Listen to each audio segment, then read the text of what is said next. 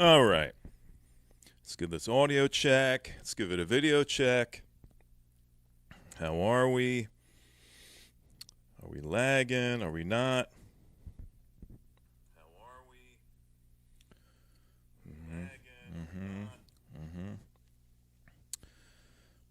Okay. We look all right out there. All right. I just did another speed test. Running and upload in the 90s. Okay. Here we go. Now, good evening, everybody. It's great to see you. Hope you're having a great weekend. Hope you're having a great... Did you have a good week? Did you have a good weekend? I really hope you did. And if you didn't, there's always next weekend, hopefully. If we all make it that far, who knows what's going to happen, right? Now, throw a little toast out there to everybody. My buddy Chris, he's out in Tijuana. Don't drink the water, buddy. Do not drink the water. Give me 1 second. I'll be right back.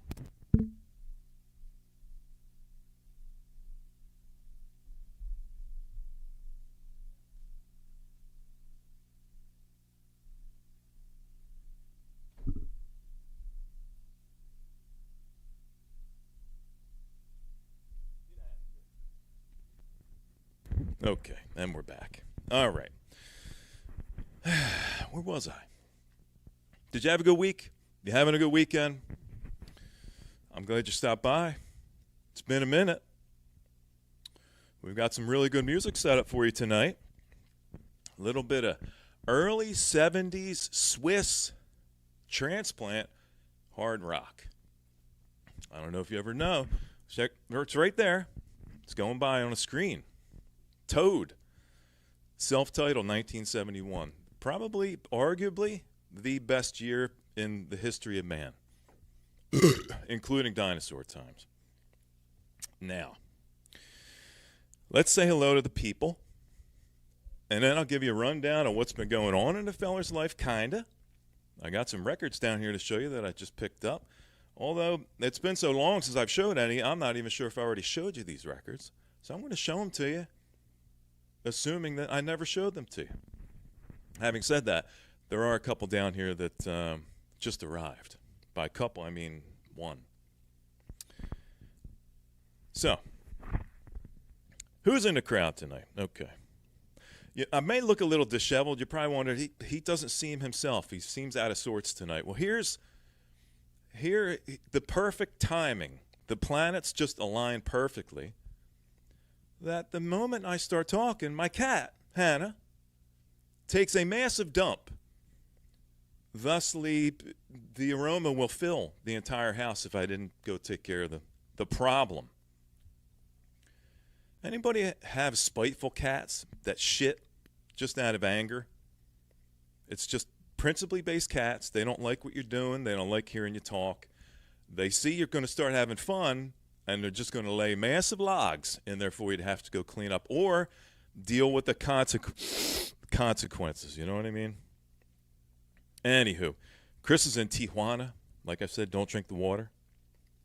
Kimba's hanging out with us tonight. Good to see you. Who else? Lisa's in the house. Says, hello, everyone. Mick's in the house. Good evening, Mick. Good to see you, buddy. How are you? How is it out there in Arizona? One of my favorite climates on the planet. I was just talking about how I love the drier climates. If you just had some more trees and less desert, it'd be great because I can handle 120 degrees in Arizona all day. 80 degrees here, full humidity? No. Hope everything's going good for you, buddy. Who else we got? The Wolfman. Good to see you, man. How you doing, Nate? Nick. I could have filled in for Carson instead of Joan Rivers. I'd fill in for Joan Rivers, too, and no problem at all. I could be an Ed McMahon. Yep, good to see you guys. Appreciate you coming by. There you go. Had a fly land on the couch for a minute. Good to see you. Nick says he's got a spiteful cat. Mm-hmm. Yes, it makes you want to feed them air. because some of the things that come out of that cat's butt, I don't even know what planet it's coming off of. But I can tell you, get the fart spray. You're going to need tons of it. Okay, Johnny Carson. Lisa's in the house. How you doing, Lisa? Lisa? Lisa? Talking to you. Where's Dusty? Where's he been? And don't just give me the ancillary, oh, he's been around. He's around. Get a little more information. Where's he been? He was streaming all the time. He's killing it on the late night streams. And then he's gone. But I guess people said the same thing about me, too. That's why there's like one person in here watching. So I can't blame you. Anyway, if you talk to him, let him know I said what's up. It's good to see you. So, got some stuff in the mail recently. I just picked this up. We were talking about this, me and Randy, back in the day. Anybody have George Brigman, Jungle Rot?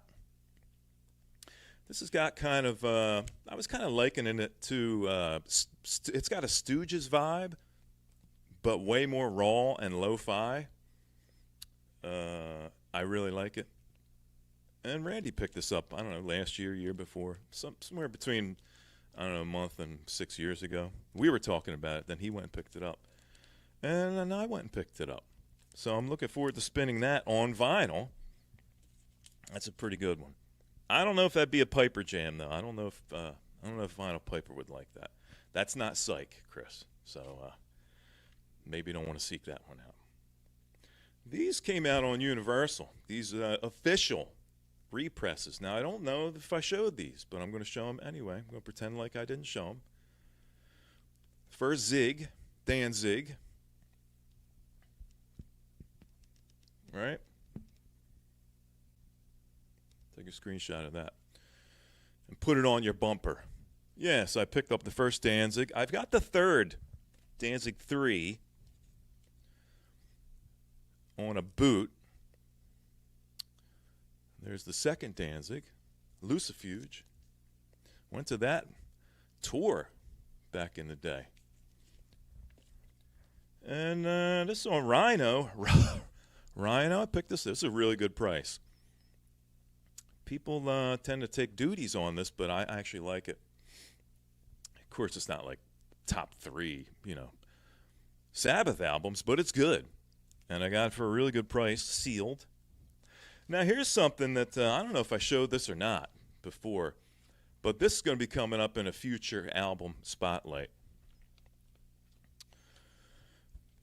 I don't know if I showed this, but I'm very happy to have this in the lair.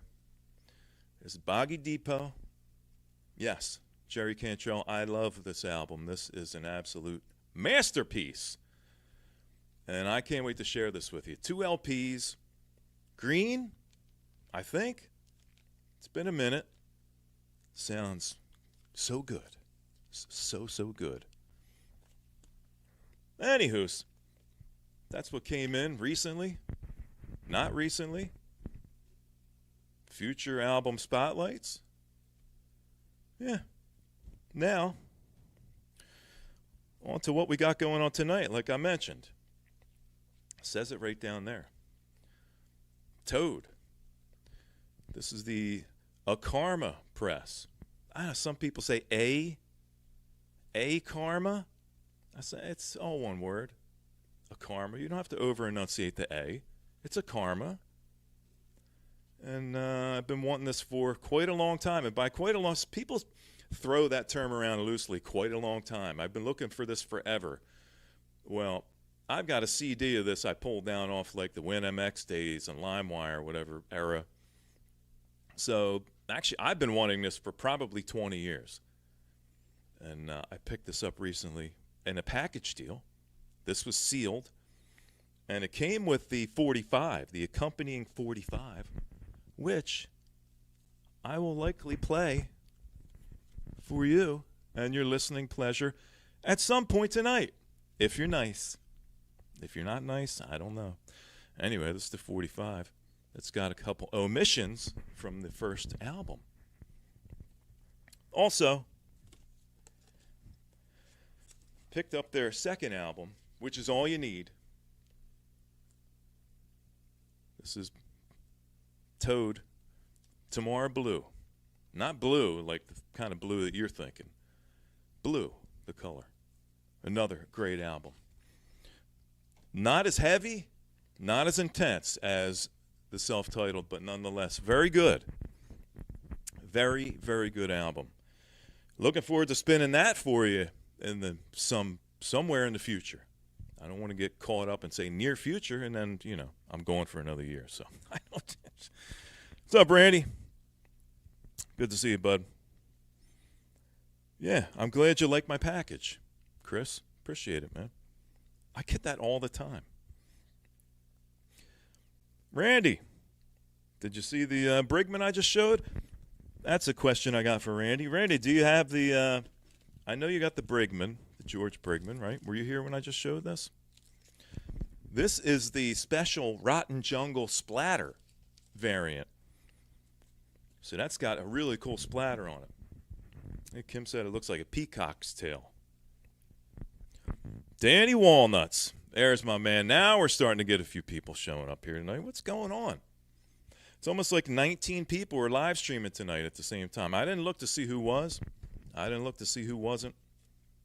There was a time where everybody would check with each other and nobody wanted to step on each other's toes, and those days are gone. And that's okay. Whether you're watching this now with me live or you're watching it later on, I appreciate it. I hope you enjoy the music tonight because we got a lot of good stuff coming up. I'm going to attempt to spin this entire Toad album for you, front to back. Just like Mama taught you how to. Not that way. That way. Want no bacteria. Anywho, it's good to see you, man. Oh, you got the, Randy, did you get that? Was it splatter? Bleep bleep it in the comments. Quit being so vague. I did. I don't even know what that means. I know you got George Brigman. Did you get the Jungle Rot, splatter thing? Let me know. Oh, you don't have the color vinyl? I don't know. I wasn't looking for it. I'm not all excited that I got the splatter. I was looking on eBay for that, Randy. And, man, it sure went up in price on eBay. That was 40s and 50s, high 30s, all the way up into 50s and 60s. So I went over to Discogs, and I found it over there. Made the dude an offer and got it for a really good price. I'm not going to talk about numbers. I don't want to get anybody jealous. You know what I mean? Because I just got piles and piles of cash over here. I just peel off a few hundred here and there. Just go have some fun. Whatever. Jungle rock. It's not jungle. It's jungle rot. See, Lisa? Jungle rot. They used to call that toe rot. When you get the bacteria between the toes. Boy, I can tell you all about that. Anywho's, we got this all set up in the back. Everybody, you chilled out? You ready to go? We're ready to listen to some music? I think we yacked long enough. Maybe we'll bring some people up after. What do you think of my shirt, people? We like the, what do you think of that, huh? A little Mad Season? Who was around when a fella spun Mad Season? That was one of my favorite spins of all time. I really enjoyed playing that RSD variant. And then the YT Poe immediately took it down, as they did many albums of mine. Although I'm not as tenacious as some people. When they take it down, they just post it, and then they take it down, and they post it again, and they take it down, and they post it again. I just kind of let it go. I think I still got it somewhere in the archives, the biz archives, as it were. But I may just play that again sometime in the future, too. Trying to cash in for the CD invasion. Is there a CD invasion? Huh. Vinyl's going up. Could it possibly go up any more, Randy? That was an interesting conversation we had recently, is when's the bubble going to burst? Because the bubble's been expanding for years now. And just when you think it couldn't get more expensive, it gets more expensive. But not even for titles where you'd be flipping out and go, yeah, well, it's worth it. What did you pay for Jungle Rap when it came out, Randy? Was it $15, $20, $22 or something for that record? CDs are cheap. Yeah, I think the average anymore is 30. I just did a pre-order on Spirit Caravan. Heavy Psych Sounds did a repress on one of their titles that they never had repressed. It was only repressed one time. And I've got the 10-inch green. They repressed Dream Wheel. They repressed Jug Full of Sun. And they repressed, there's another one. The one that I ordered. Elusive Truth was the one I picked up. And that was like $30. 26 and ended up being 32 or something shipped, but it's shipped from the UK, so I didn't think that was actually that bad for a brand new record. Yo, what's up, Lonnie? Good to see you, buddy. I was just thinking about you today. I was watching some biker vids, and I saw every other bike at this bike show had an S&S breather on it, and I was like, man, I'd like to put an S&S breather on my bike. I got to find, maybe I know somebody that's got one out there.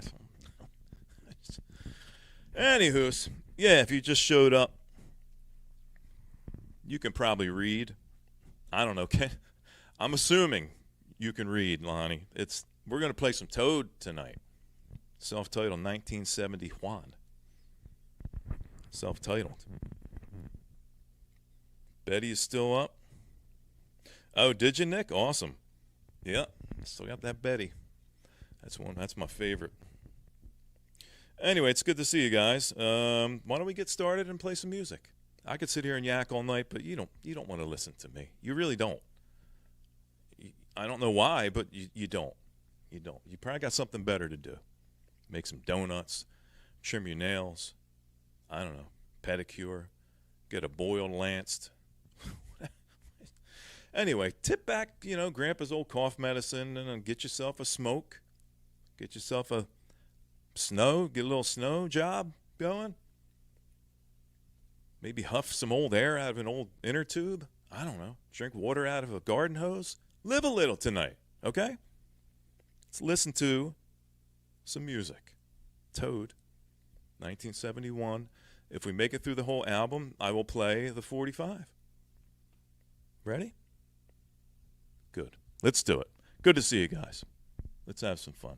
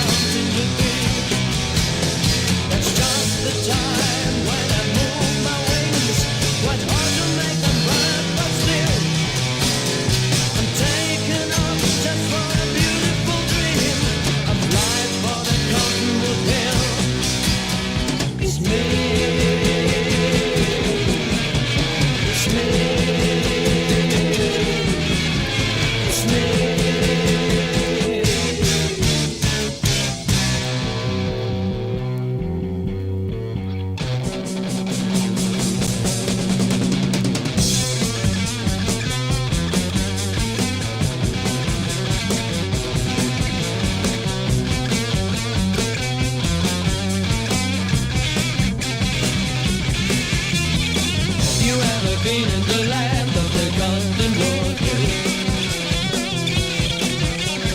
Have you ever been in the land of the golden water?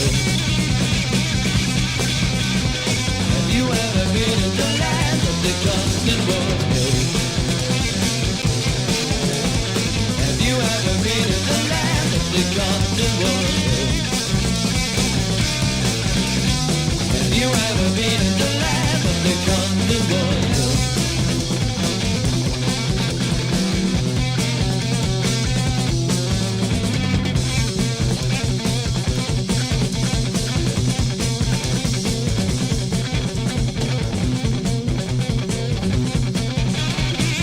Good evening, Dave. Script? It's Toad, buddy. Right down here.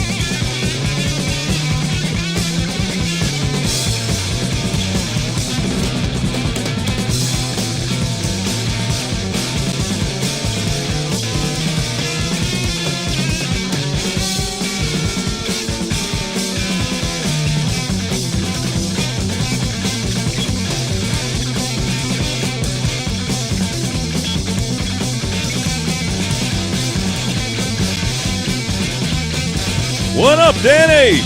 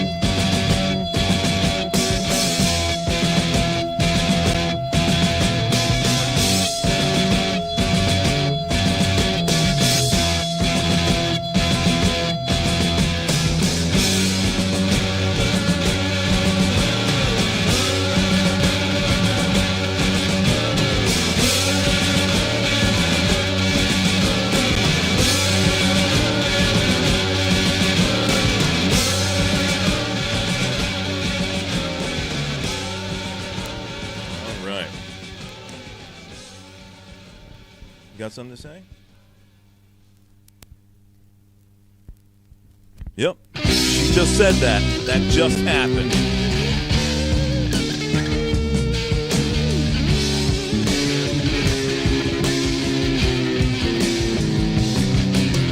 He's been on the road for nearly all his life. Never a moment of peace. Nowhere to go. No one to turn to. Doesn't anybody love the deal?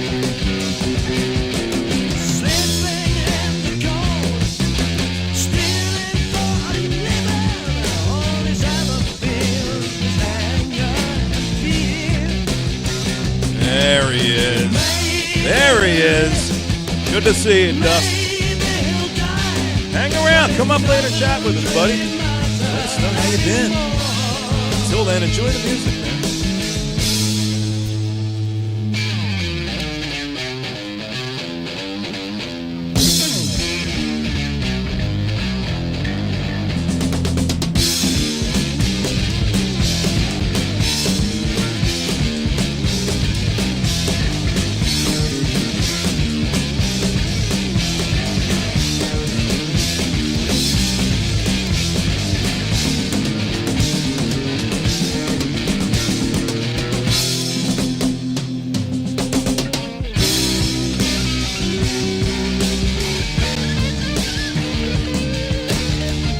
Hey, yo, Sean, how you doing, buddy? Hey, yo, talking to Vic. And out of jail, doesn't need his freedom, and doesn't see the bottom going on, yeah. Never saw his dad, didn't know his mama, wonders what it's like to have a woman. Doesn't want the job, not this kind of a man. 9 to 5 is not this kind of scene. He ain't really mean, he ain't really greedy. It's just his life giving him a dirty deal.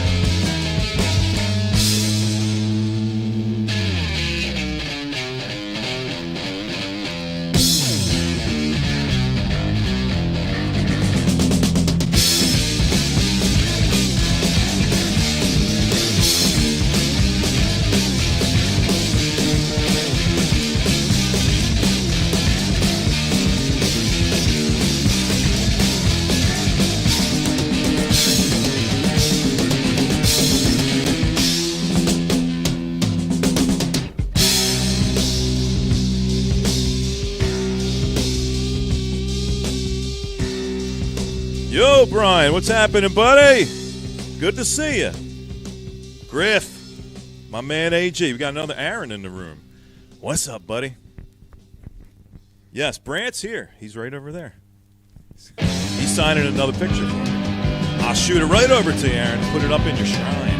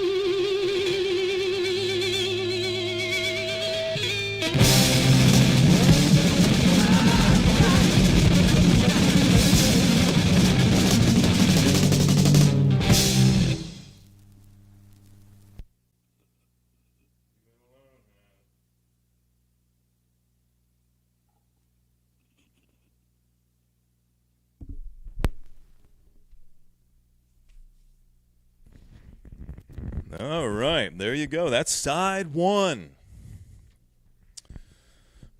Toad, self-titled, 1971.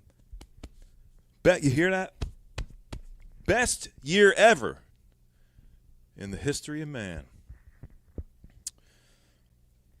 Has nothing to do with me being born in 1971. I'm just saying, it's a good year. Shane! Did you see Shane come in? There he is. Good to see you, Shane. Happy Saturday to you, my man. How's it going? My cat's being a little rambunctious. I'm afraid she's going to attack that stylus. I don't know what's going on. 1 minute she's hiding under the couch. Next minute, she's trying to ruin my records and my stylus and my turntable, trying to knock everything over. She's jealous. I got jealous women in my life. She doesn't like when I have fun. You got a woman out there that just doesn't like it when you have a good time?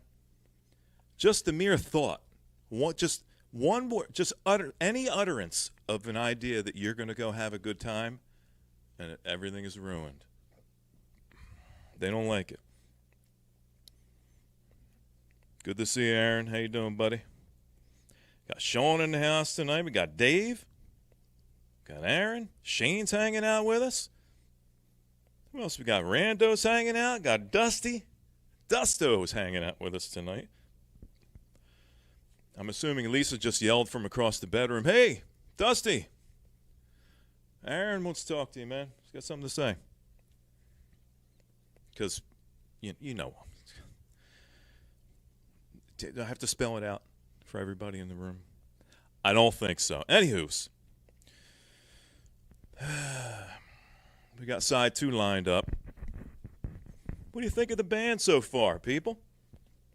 We got old Scripps hanging out with us tonight. He's a first-timer here. He likes Toad. He's like, what is that? I'm like, it's Toad, man. Swiss hard rock. 1971. Nick said it very well. He put it out there very well. It's a well-tuned band. The entire band. There's no loose ends. There's no weak link. You're the weakest link. There are none in this band. Rhythm section. Fucking slams. Guitar player shreds. He's a shred man. He can shred. I like that old school natural vibrato. You know what I mean, Nick? I'm talking to you now, buddy. Or any guitar players. You know, they can just twitch their fingers super fast and get that li-li-li-li-li. Man, that is cool. Singer reminds me of Rusty Day from Cactus. Anybody hearing that kind of warmth, you know, that Rusty had from Cactus? Man, great singer. Great band. Very happy to have this album and the second album, Tomorrow Blue, which is, if you just showed up, this is going to be on a future full album spotlight as well. I'm going to play that second one. And if I don't knock the computer over 6 times tonight, and we make it through this full LP spotlight, then I'm going to put 2 omissions from this first album on this here 45. You're like, you got 45s? Yeah. Not many, but it did come with. It accompanied the full albums. And I'm glad to spin it for you. If we make it through. I'm not going to do like Chris. Chris keeps looking over. He says, I don't know if they're going to bite me. YT's going to bite me if they take. No, I don't want to know. You know, it's almost like, would you really want to know the day you're going to die? Because then you'd just be looking forward the whole time, and it would change the whole direction of your thoughts and the way you feel about life if you knew when it was going to happen, right? We don't want to know when we're going to get taken down. It's just going to happen if it happens. It ain't going to happen tonight. I'm just putting it out there. All right? I got a relationship with YT like this. Okay? I'm just saying. You know, you take him out to lunch, you throw a burger or 2 down her throat. Next thing you know, old Jed's a millionaire. You know what I'm saying? All right. Yeah, working hard and playing hard, man. Good to see Lisa hanging out with us tonight. I like when girls show up. Bring an air of femininity to the room, to the veritable hot dog cart of masculinity here. Got a lot of sweaty dudes. It's like going to a record show. Those poor, like 3 or 4 chicks, if there are that many, feel bad if there's one. Oh, my God, forget it. She's going to be leaving there with a whole new concept of how foul man can be. 100% amazing band, yes. Now, this album has a great ebb and flow to it. It's got some bluesy stuff. It's got hard rock stuff. It's got a lot of shredding stuff. We got some great stuff here for you, as usual, as per usual, is what a fella's trying to say. Second side on a lot of these older records, these 70s, 60s, and 70s, the bangers mostly seem to be on side 2. And that's what I got lined up for you here on side 2, Nick. There's some really great stuff. There's a super long track with a great bookend. You know exactly what I mean. Excellent first section that they just split into 2, and they put this in the beginning, and then there's a super awesome center section, and then they put the same thing way on the other side of it. Super fucking cool. I'm looking forward to spinning the second side for you. Why don't we do it? Before I do, I just want to throw a cheers out there to everybody. Hope you're having a great Saturday. It's good to be back hanging out with you, fellers and fellettes. We're going to sip a few bubblies here. We're going to have a good time. We're going to play some music, and we're going to tell some fart jokes and some dick jokes. We're going to draw some dicks on the wall. You know what I'm saying? 'Cause anytime you've ever gone to some abandoned building, somebody's always drawing a cock and balls on the wall. Not me. No, all right, it was me. I'm just saying. Enjoy. Side 2. Toad, 1971.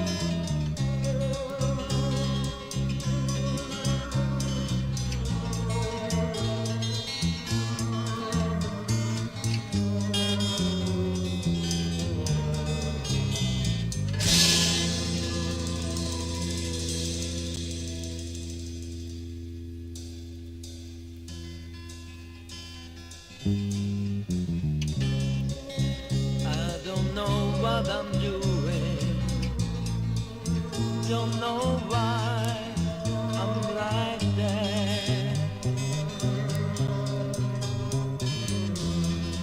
Maybe you will understand when you're getting older. I don't want to make your life that hard. That's why I don't stay by your side. Believe me, babe, don't you worry. Babe, babe, babe, babe, babe, I need you. What up, Toll? But there is something I can't explain, yeah. But life goes on.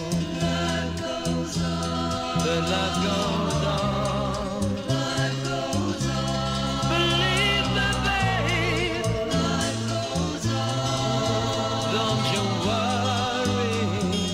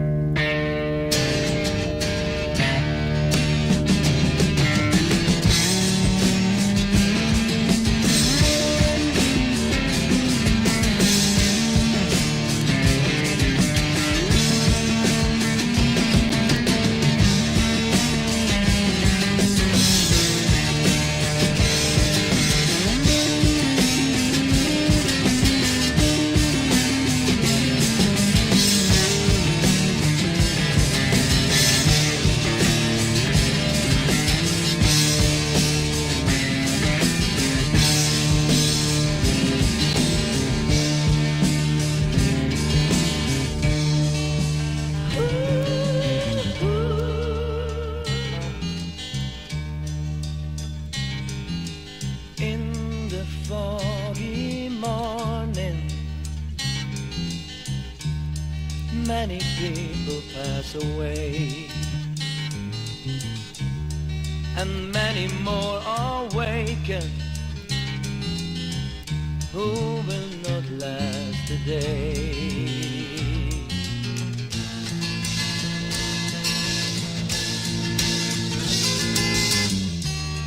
And so lifespan is over. The candles flicker out,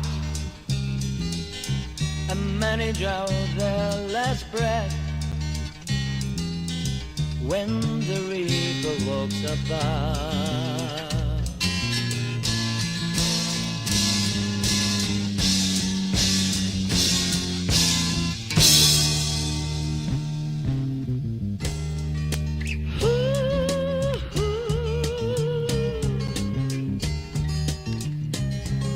You know the whole world over,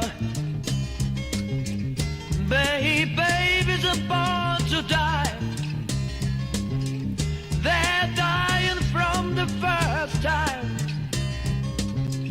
they don't breathe and cry.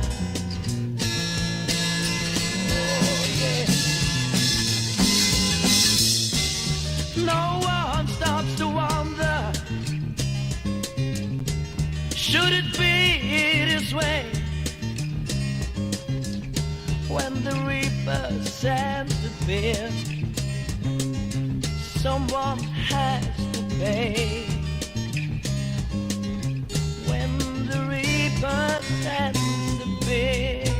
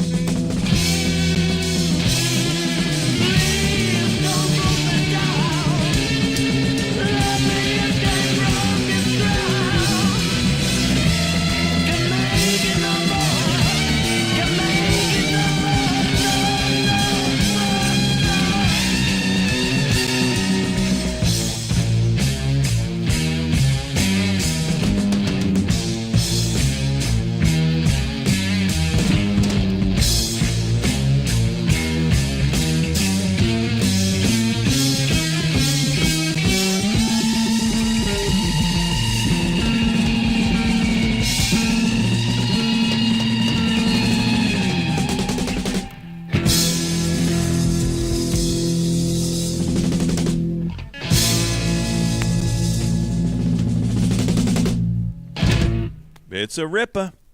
What do we got? One more. This is a long track here. Now we're going to pick up the pace a little bit, people.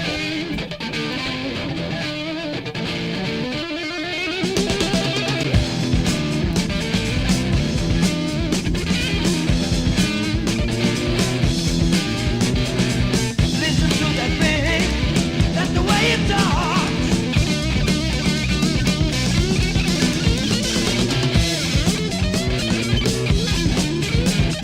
That's the way it talks, now the way it walks.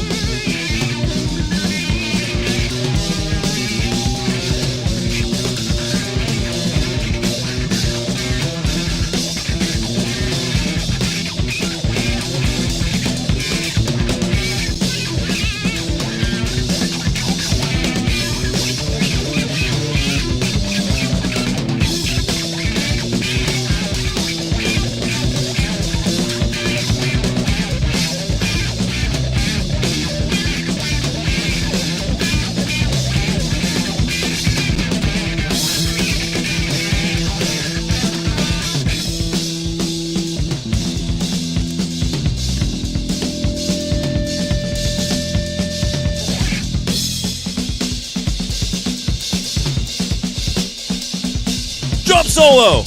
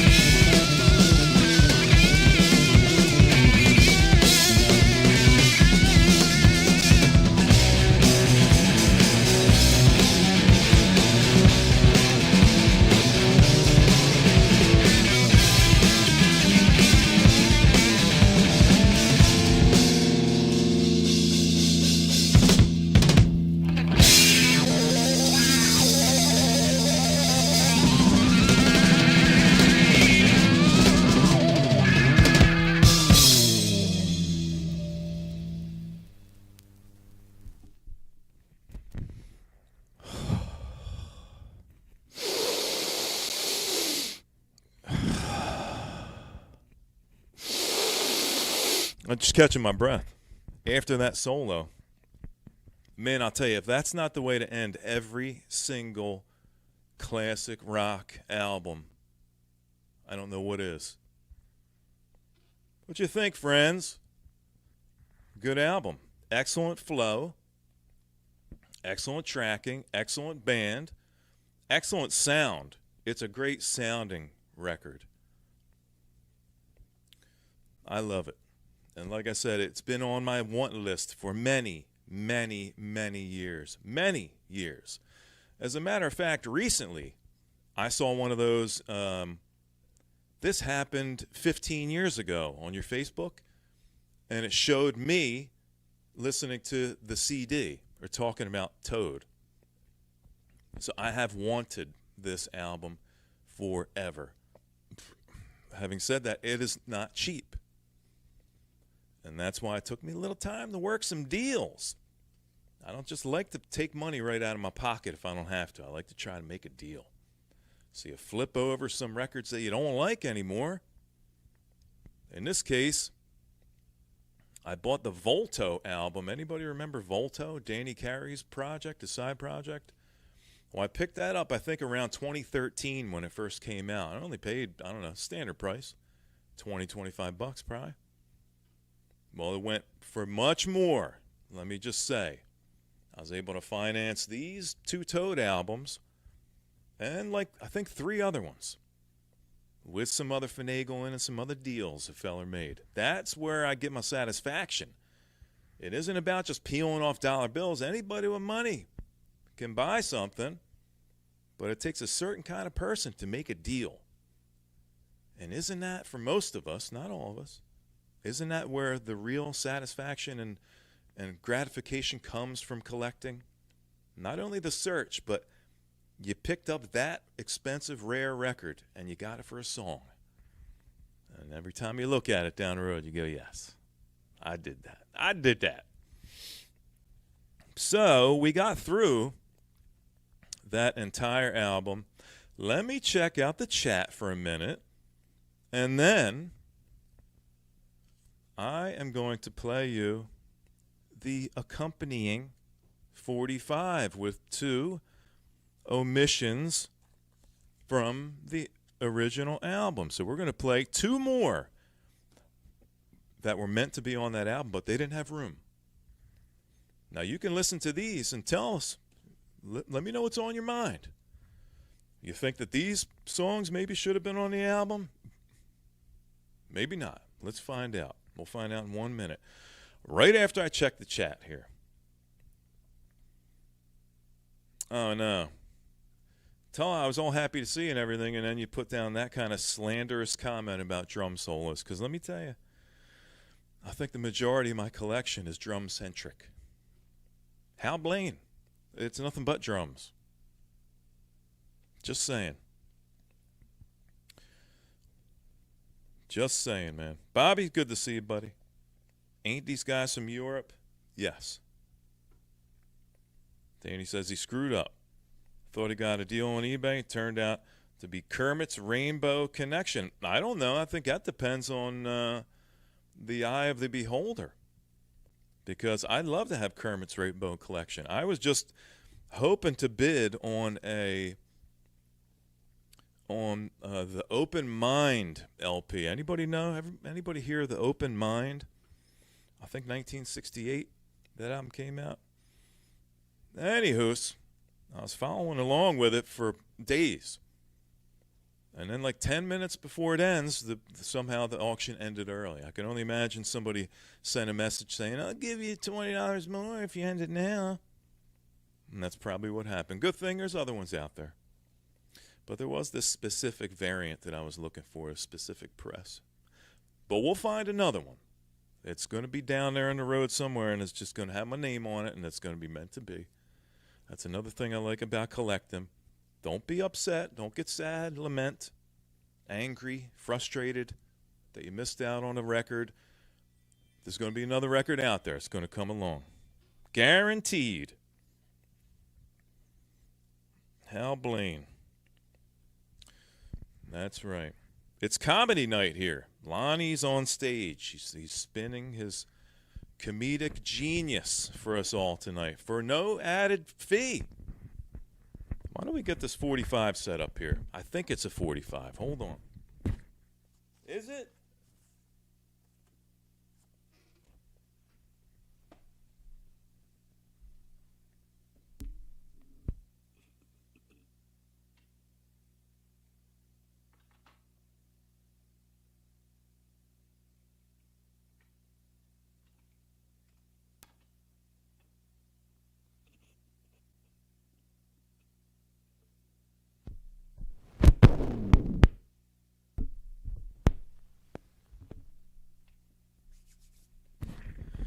Perfect.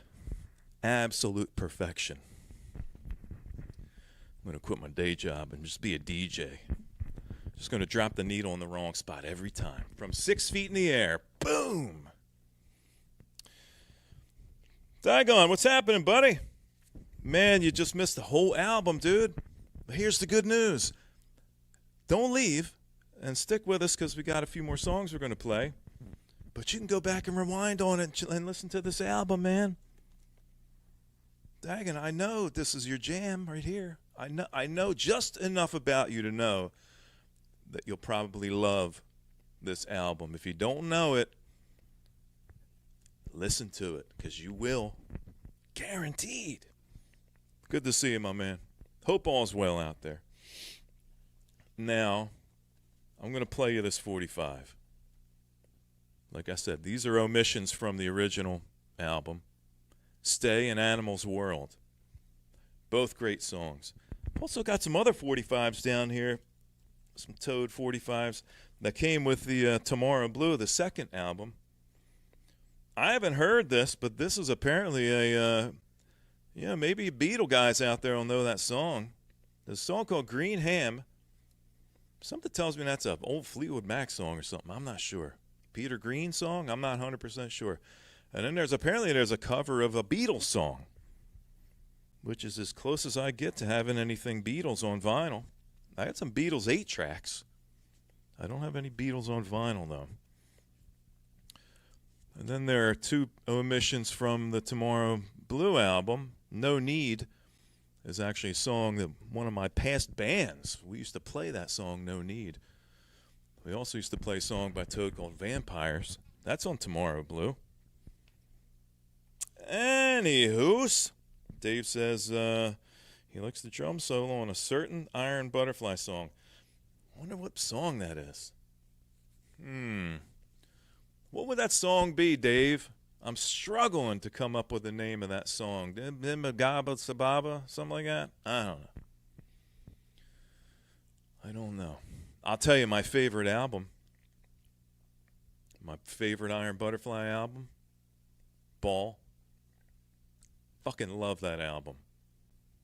That is a stellar album. Smokes In-A-Gadda-Da-Vida. Smokes it. And what's the one after that? What's the next one? I've got it. I've got that one as well. Anyway, that's not as good. Ball is the greatest Iron Butterfly album ever. Ever. Yeah, in the Garden of Eden. But he was so hammered that came out in In-A-Gadda-Da-Vida. Who says drugs don't do good things? Are you ready? You want to check the song out? Let's listen to two songs on a 45. I rarely turn this turntable up to 45. I don't even know if it will actually work. It might blow up. It might done sploded all over the place. I don't know. That's what Southern folks say. Done sploded? Yep. If it has more than 3 toms or 2 cymbals, there will be a drum solo. In some cases, even less. I went and I saw the presidents of the United States of America. That dude had a snare and a kick drum and a splash. And he did a fucking drum solo, Nate. So I don't think in every case that applies. But that dude sure put down a good solo considering he had no drum kit, essentially. Fun times. I've got that on vinyl, too. Funny story about that. They did a GoFundMe quite a few years back. Presidents of the United States of America. They wanted to press that album on vinyl. I think they did really limited run originally. Very limited run. Very, very low run of vinyl the first time around. So they did a GoFundMe, and they said, well, I forget what the number was, but they said, when we reach this much and we can finance our album and we can get this many pressed, you know, as the donors will get first run, and we're only going to take what we need to get the album printed, and then that's going to be it. Well, let's say they needed 15,000 or whatever. Well, they got like, I don't know, 60 grand.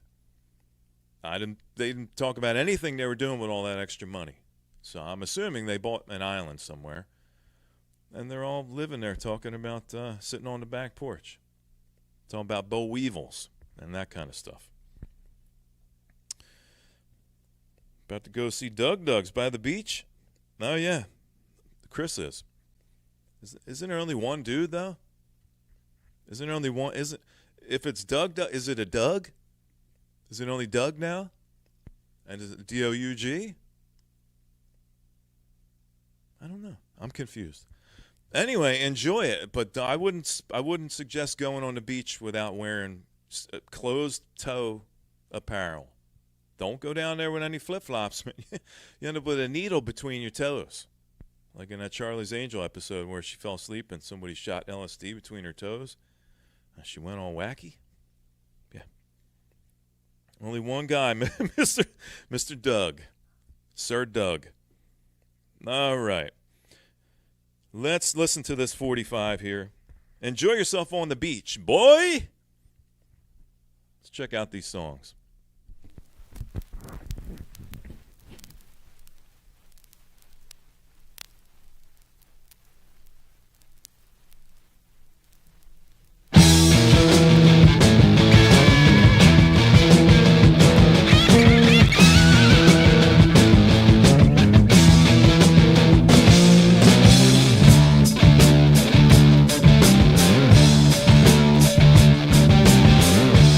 Everything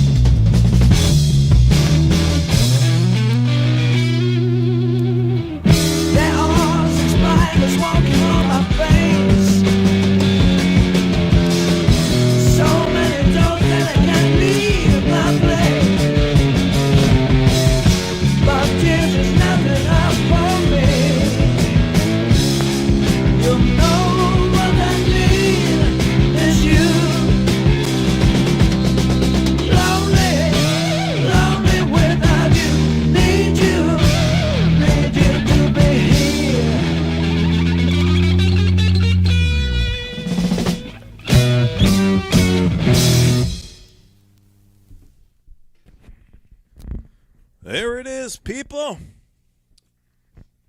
I love the changes. Subtle time signatures. Nick was picking them right out.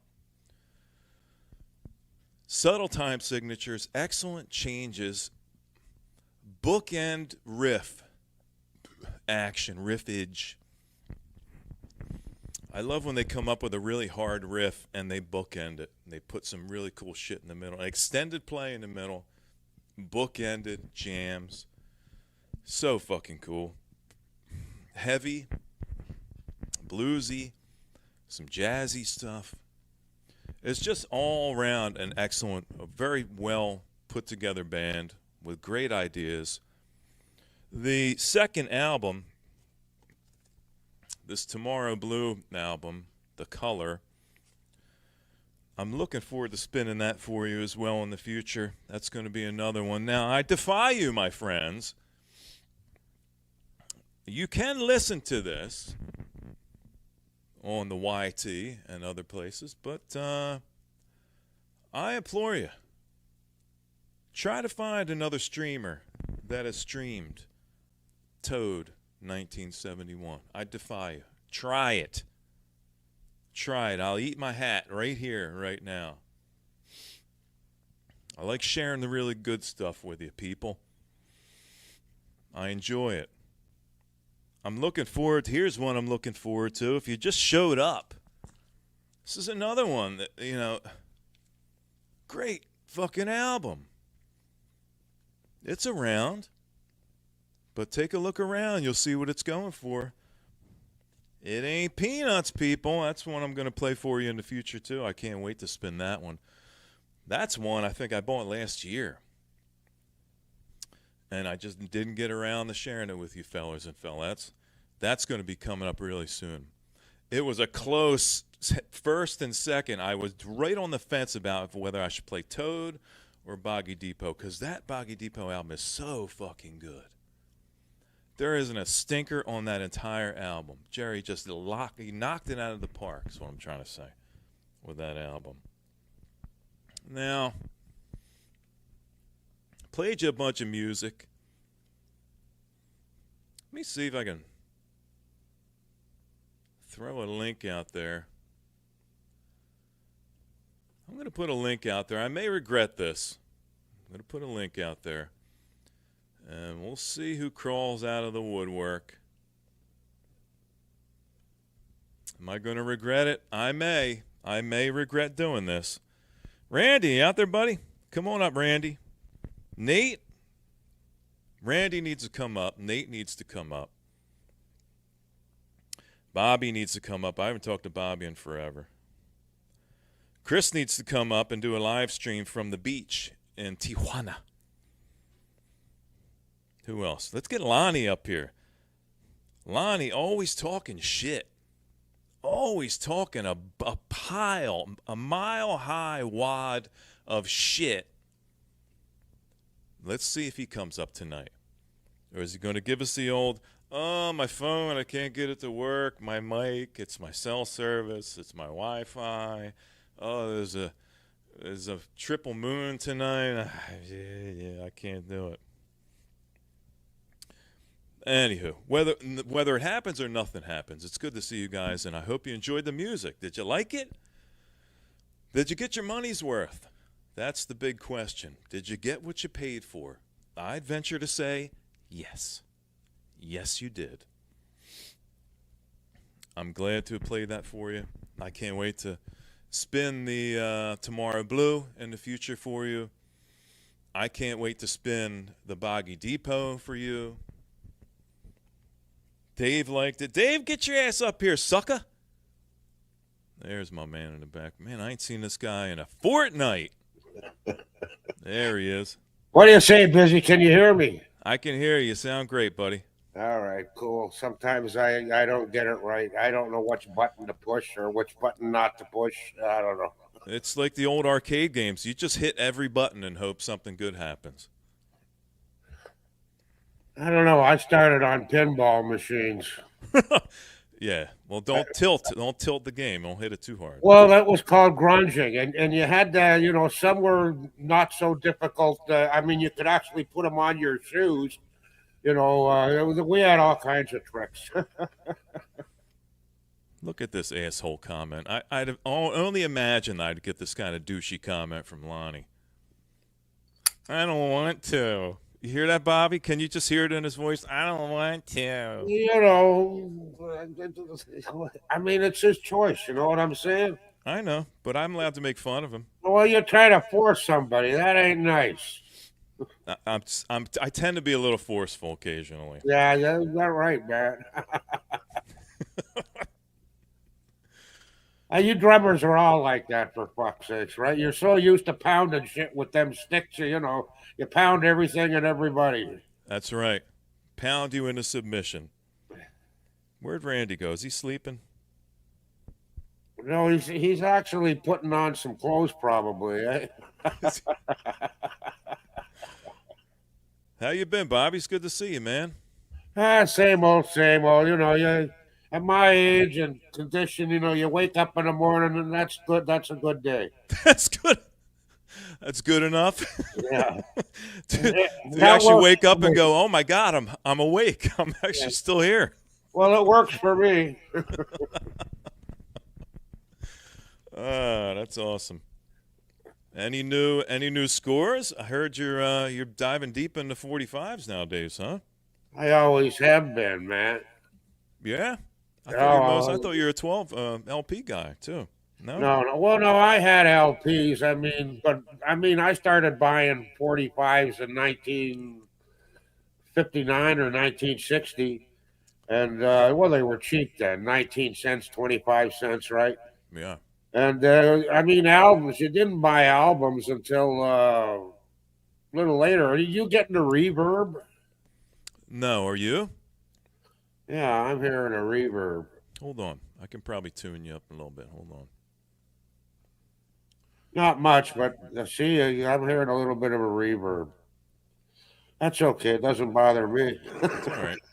I got it. I got my stuff set on stereo, so let's see if I can fix it from my end. All right. Do I sound better to you now, Bob? Well, you're louder. Okay. Actually, yeah, the reverb's gone. Okay. Yeah, that's it. You only hear the reverb when we have conversations with other people up here, but I put it on stereo. That way you get to hear good stereo sound with the records. Well, does people have stereo speakers on phones and on little computers? Yeah. Yes. Yeah. Actually, even on my phone, I have a speaker up here and I have a speaker down here. Well, that's need a little more separation. Yeah. Sometimes I wish my phone was 8 feet long, but it's not. I think I like some songs some music I like it in mono over stereo. Do you have a separate mono setup for your mono 45s or no? No. Just play it on the same needle. I'm old school, man. We used to use a safety pin. If the needle broke, we'd use a safety pin. It didn't come through the speakers, but you could hear the music coming off the top of the record. Yeah. I remember it was big time when I had the portable that had the needle you can flip. Remember, you twisted it and it would go to 70. It could do a 78 on it. Yeah. Well, that was cool because we had in the early 60s, there were still lots of 78 records around. There he is. Hey, Bizzo. Hey, Bobby. Hey, Bob, say that again. Did Bobby just say, what the fuck is that? Who is it? Who are you? Speak. That's me. Bobby's been on stream with me before. He has. You've seen him multiple times. Weed doesn't affect your Bob. memory at all, does it, Bobby? I think you said the same thing every time. Yeah, blame it on me. I don't mind. Good to see you, Zor. How you doing, buddy? You're never too late, man. But you did miss a lot of really great music, so you can rewind on it later and listen to it. See, Aaron, I set up a mono station here, but I had to do it on a budget, so I just chiseled off half the tip of my needle. Is that all you have to do? Yeah. And then to play stereo, you can have 2 copies of the mono record. You just play it on 2 stereos at once. Oh. It works. So you split a stereo needle in half and you play it on 2 turntables? Yeah, exactly. Yes. So you need 2 copies? Perfectly.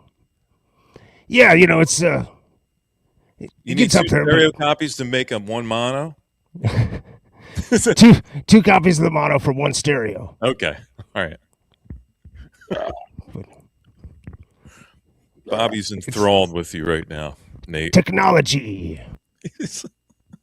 I'm kind of I like that you really got to jam that mic down your pie hole to get it to work. It's just an excuse. I like it. Lonnie says you're CIA. That's you're undercover. Lonnie's always with the conspiracies, man. Everybody has an agenda. I'm certified insane animal. Randy, come on up, buddy. What are you doing out there, man? Don't fuck around now. You're going to upset me if you don't come up and hang out. I just watched your fucking video all the way through. Not one good album, but I watched your video all the way through. Did you leave a comment? I'm leaving one now. Ugh. I seen it. I didn't leave a comment. How do you spell ugh? I don't know. I never won a spelling bee.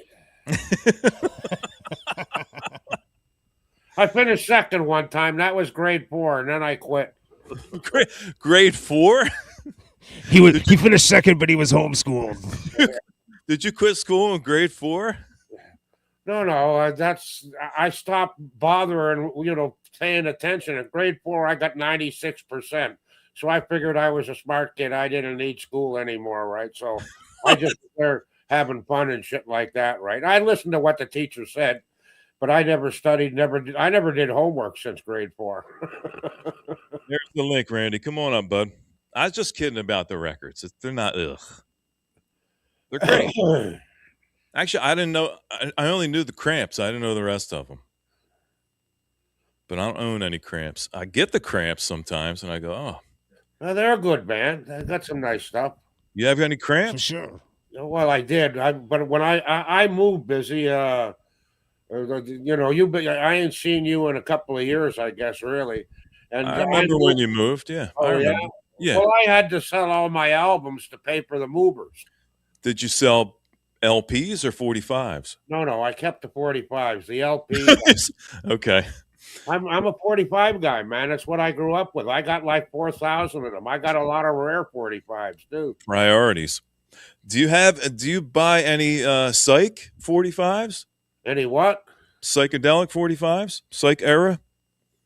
Well, yeah, if I come across them and I don't already have them. But even then, if it's a good one, some records I've got 2, 3, 4 copies, right? What's your preferred genre of music, Bobby? R&B? Oldies? Well, I'm a rocker. I'm an old rocker that loves the blues. Rock and roll, right from 55 to about 75 that's my wheelhouse. There you go. Okay. I mean, when everything started to go hair metal and crap like that in the late 70s and the metal really took off, I instead of getting into all of that stuff, I actually went earlier and started trying to find out where rock and roll come from, right? So I was listening to stuff from the late 40s and the early 50s, trying to find out where rock and roll come from. I loved that, actually, right? I got into a lot of doo-wop then too, and I know you ain't a fan, but I'm a big time fan. Eh? I do like some doo-wop. Actually, Really? I was kind of raised on it. My mom was she. You'd love to have a conversation with my mom, Bobby, because she is like she's like an encyclopedia of doo-wop information. She knows so much about that. Is she still Might not be dating? the first. Is your mother still dating?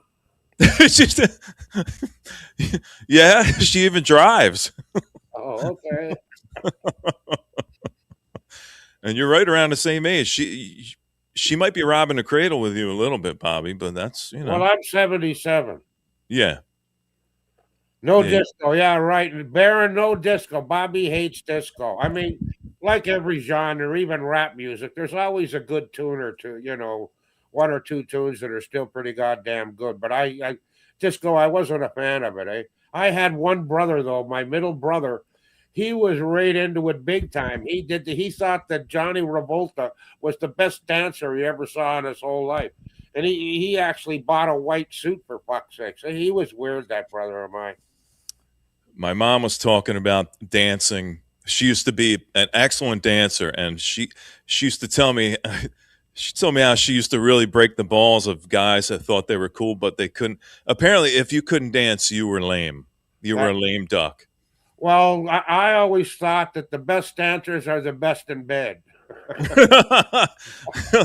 I'm glad she didn't put it quite like that, but I kind of got it's kind of what I got from it. You know, I Tull was a says good he's dancer. listening to. I was Yep. a good Any dancer. Bo Diddley on 45, Bobby? Tull Oh, says he's been listening to Bo Diddley lately. Well, sure, I got Bo Diddley on 40. Who doesn't have Bo Diddley on 45? You have stuff like Howlin' Wolf and that kind of stuff on 45. Oh, yeah. I'm a big Howlin' Wolf fan. He sat with me one time while his band was warming up the crowd. He about 8-9 minutes. He's got. I offered him a beer. He said no. And he, after a while, talking, he took out a harmonica from us and he started playing along with the band while he's sitting there that far from me. And after a little bit, he reaches into his coat pocket, suit coat. He had a suit jacket on, and he pulls out a pill that big, and it was like that thick. It had to be a horse pep pill or something like that because it was so goddamn big. He took a dry. I couldn't believe it. And then about 60 seconds later, he nods up to Hubert Sumlin. That's his guitar player. Been around with him for years. He goes like this to Hubert. Hubert runs up to the mic, and now, okay, they broke the song that they were warming up with. Now the incredible, the one and only Howlin' Wolf, and I got to tell you, what a show! I mean, I've seen, all kinds of blues guys and all kinds of rock guys, but when you hear the Wolf and see him live, what a presence! I'm not kidding you, right? There's not a lot of footage of him live, but the few bits I've seen are really great, man. He was pretty awesome. Well, he was kind of wild on stage. You don't see him being wild on stage in any of the clips. He'd crawl on the stage on his hands and knees. He'd take his hanky, put it out of in behind his ass so that he'd act like a wolf. He'd be going on the stage on his hands and knees with his hanky hanging out of the back. Fucking. He was It's a wild. necessary part of the costume. Yeah. It is. Let me tell you. You've got. You want to one. see? I was gonna say, this dude's got at least a 12-inch fuzzy tail hanging down. How you doing, Nate? Good to see you, buddy. Thanks for having me, Bizzo. I didn't know you were going to be doing this afterwards. I used up all my material in the chat. That's okay. I'm sure you got a few dick jokes you've been holding back on. Yeah, we already talked about Bobby Gass and your mother, so I seen them in 1969. I couldn't believe how good Zappa was on a guitar. You saw Zappa live? 69. Wow, in the Mother's Days. Wow, that's early. Well, those were the good old days from about 60 here in Toronto, from about 67 to about 74, 75. I mean, concerts and gigs were cheap, and you could crash most of them, which I did. If I could crash a gig, I crashed it. And we had a place here in Toronto called the Rock Pile, and everybody that was anybody went there. It was a small little venue, right? Oh, maybe 1,000 people, maybe 1,500 people could get in there tops, right? And you wouldn't believe the people. Just everybody that was anybody was there. The Beatles weren't there, mind you, but everybody else was, even Hendrix. I seen Led Zeppelin there in 69. The album was only out maybe a month and a half, 2 months, right? And then it was about a month and a half, 2 months maybe that I seen Zappa, right? Bobby, when the first Zeppelin came out, how many people actually knew that most of that album were covers? I would assume not too many. Well, three of the songs were Willie Dixon tunes, eh? Yeah. And I mean, it was blues, and Toronto was a bit of a blues town already, right? So a lot of my crowd, we all knew it. You know, we kind of knew it, right? Well, everybody was doing covers. We didn't think there was a lot of original music around, right? Can you imagine if they had kept the name The New Yardbirds for that first album? Would we be talking about the them? originals? There he is. There's the guy. What's up, Randy? For like a second, I thought I upset you. I said, "There's no way. This dude's got the thickest skin of anybody that I know." Yeah. Now I actually have to go watch his video. You don't. You don't have to. How you doing, Randy? Good to see you, buddy. Yeah, I'm doing all right. How about you? You did a video. You still doing those vinyl finds videos, man? Yeah. Old school. That's all I got left, man. That's all the gas you got in the tank anymore. It's pretty easy, right? I mean, you just sit there and talk, and Yeah. I've been watching this channel. These guys are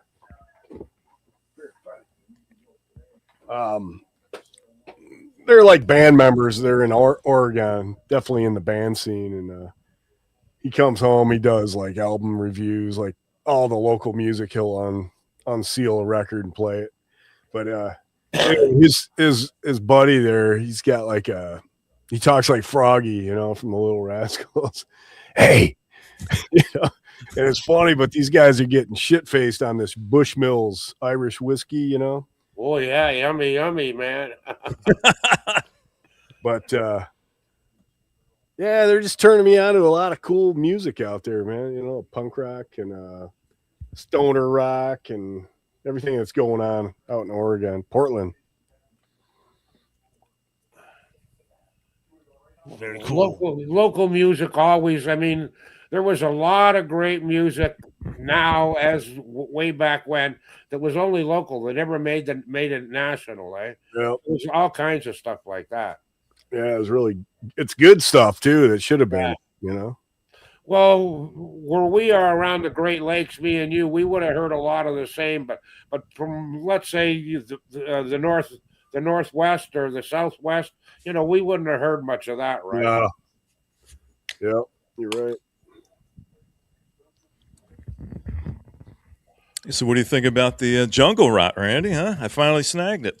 Yeah, that's a good one, man.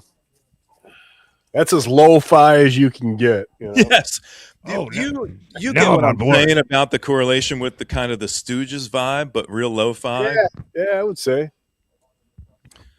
So that apparently has gone way up in price, at least according to eBay. And then, I mean, like 40s to 60s and $70. And then I went to Discogs, and like for the first time, it was the opposite on Discogs. It was actually a little bit I cheaper. had his original 45 7-inch, and then I don't know, several years back, he had the, I don't think he is, but he had the whole box of those singles in his closet. He just never sold them. You know, nobody wanted to buy them back in the day. And so he came out with a new picture sleeve and then housed the original 45 in it. So I got that, and then he signed it, you know. But that's pretty good too. What is it? What is that other one? George Brigman and Rot or something like that? No, Jungle Rot was. I don't know what it was. He's got. Oh, he did another album? Well, I he's didn't got know two that. separate projects, like Oh, okay. George Brigman himself, and then George Brigman and something. I don't know. But yeah, it's all pretty good stuff. Yeah, I was glad to pick that up. What's up, Nate? Sealed. What's up? I've been Hold on, watching. Borno. I've been watching this channel lately where these guys have been building tape delay machines out of like old Walkmans. Really? It's pretty cool. And like there's like shoebox style tape recorders. Very cool. They've hooked like 4 of them together. It's pretty fascinating. They circuit bend them and turn them into They work pretty good. effects Huh? units. Yeah, it's pretty awesome. Wow. Very See that unconventional. It reminds me of that old footage from Floyd where they got the tape literally running like 30 feet around the room. I know. Super cool. Eddie, I put the link up if you want to come up and hang out with us, buddy. Good to see What you. was that? That was live at Pompeii recording. Man. Yeah, I think it was. Yeah, and Cool. they had it like around cymbal stands and all, like crazy. all that shit they had in that room they were using. I mean, that was state of the art back then, you know. Yeah. Oh yeah. But I mean, if you're talking like tape loops, like long tape loops, man, I just got done spinning like a bunch of Brian Eno records on the channel this week, and you read about the recording process of some of these tracks, and it bends the mind. Right. That, Yeah, they don't. like do it who would anymore. think of this? Like, yeah, let's put a tape machine at the other end of the hallway, Right. and then we'll just run the tape from one machine to the other. Yeah, it's cool. So though. just layers and interactions, cool stuff. Yeah, you really had to adapt. Like they stretched out exactly what you could do with these pieces of equipment. Oh, Bobby got his What bag. is this, Bob? Is there a head in that bag? Bobby's bag of weed. His bag of weed for the week. No, it was just that when I was on the res picking up cigarettes, I also picked up. Whoa. It's a bag of weed. That'll get you through tomorrow, won't it?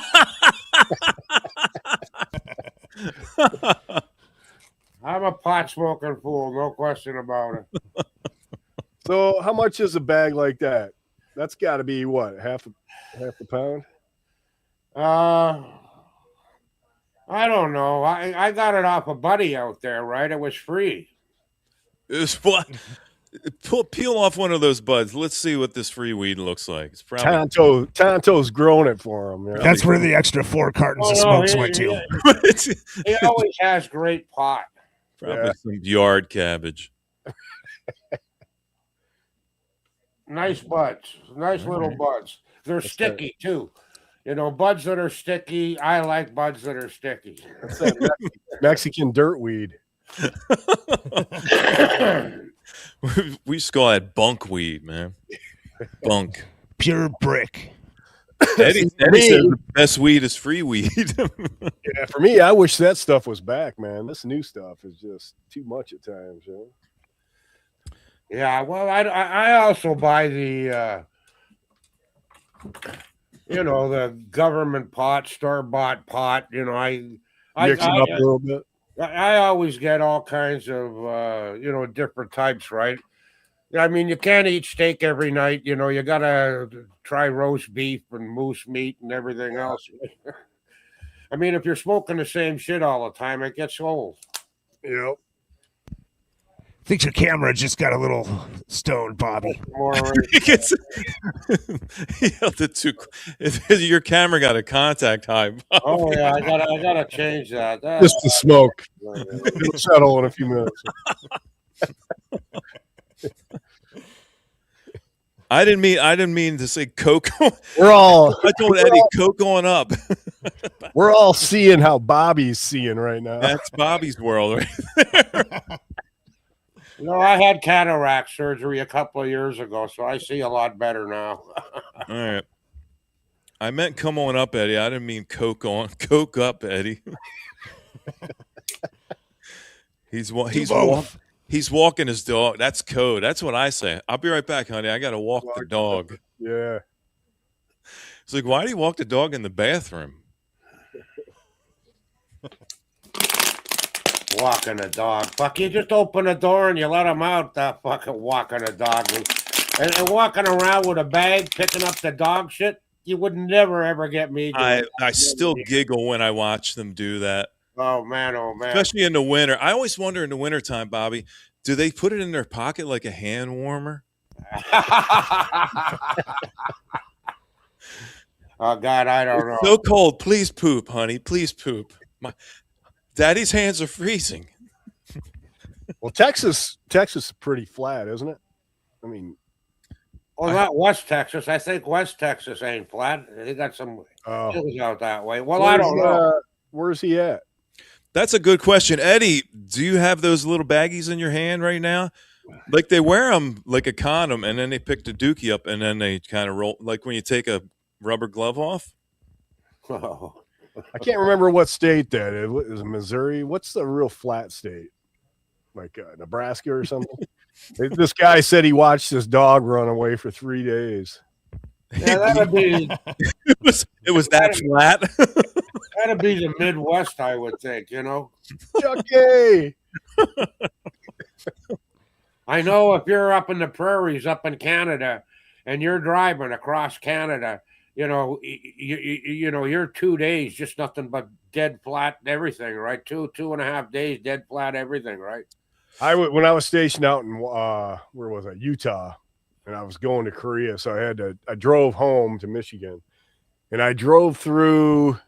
Well, I went through the canyon, went into Wyoming, stopped over to see Dave, I knew that was coming.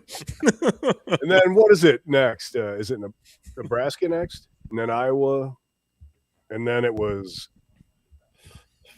Illinois, Indiana. I mean, it was the worst drive ever, man. I wish I would have went down, you know, like through Colorado, maybe Texas, Route 66, you know. That was good. It was good, Randy. He watched his dog run away for 3 days. Well, I've heard that before. That's an old one. I haven't heard that. That's a good one. That's a plains joke. You don't hear plains jokes much anymore. Right. Especially on the East Coast. You know? Yeah, I mean, I don't know anything about it. We got, you know, we're kind of mountainous around here. I haven't had a beer or a drop of alcohol since January 19th. Or no, it was before that. Are you just shifting over to smoking now instead? Yeah. Is it the calories or the sugar or Yeah, it's all that. Well, first of all, when I went in for that heart procedure, I was Yeah. like, I wasn't drinking during that, and then I just wasn't drinking. And I was like, man, this feels pretty good, you know. that's the best time to drink is in the middle of a heart What procedure. do you mean you had a heart procedure? What are you talking about? I had He has a pig's heart now, Bobby. He what? A baboon. It's a baboon's heart. I have that. I had AFib, you know, where your heart. He goes had up. it. It's an outpatient thing. It's no big deal nowadays. Yeah, they just go up to you through your groin. I'm downplaying it because I know you don't like to talk about Yeah. it. It was nothing. Yeah, it's nothing. I Anyway, had, so far, I had the same thing, Randy. I'll come out and say it. I had that same procedure in 2007. Yep. And it's In and- it In worked. and out. It worked so far. This is where medical science really shines. Yep. Back in the day, people like us would be dead 20 times over. That's true, man. You know. Now it's an outpatient thing, you know. I mean, they do bypass surgeries through holes now. They don't rip you open, you know, where they. I remember when Bobby had his big thing to cut all his veins Yep. out his legs and stuff, and Yep. then Bobby's like, "I'm never fucking touching that stuff again." And then like 3 months later, he's like, "Fuck it." He was right back at it. Mortality bit him. He's like, "I'm going straight." Yep. Well, I didn't mean that. Now ask him to quit smoking. He'll pretty much tell you to go fuck yourself. yeah, I lie to the doctors too. They ask me how much do you smoke? You're still smoking, You know, like this. They ask me how much I smoke, and I just say, "Well, I smoke a pack a day." And they say small one or large, and I says large, and they say more than a little bit of large. I say, yeah, just a little bit more, right? But I'm smoking like 3 packs a day, right? Hey, that's no lie, right? I'm smoking 70, 75, 80 cigarettes a day. I'm either smoking pot or I'm smoking a cigar or a pipe or a cigarette. I like smoking. It hasn't killed me yet. I had a buddy when I was in the Air Force, and I think he went to the doctor, and they asked him, you know, how much do you drink? And he's like, I don't know, 10 to 12. They go, a week? And he's like, no, a day. Yeah, I know. It's time to double up, Bobby. 2 at once. Yeah, when the doctor found out how much I drank, he freaked out. He couldn't believe it, right?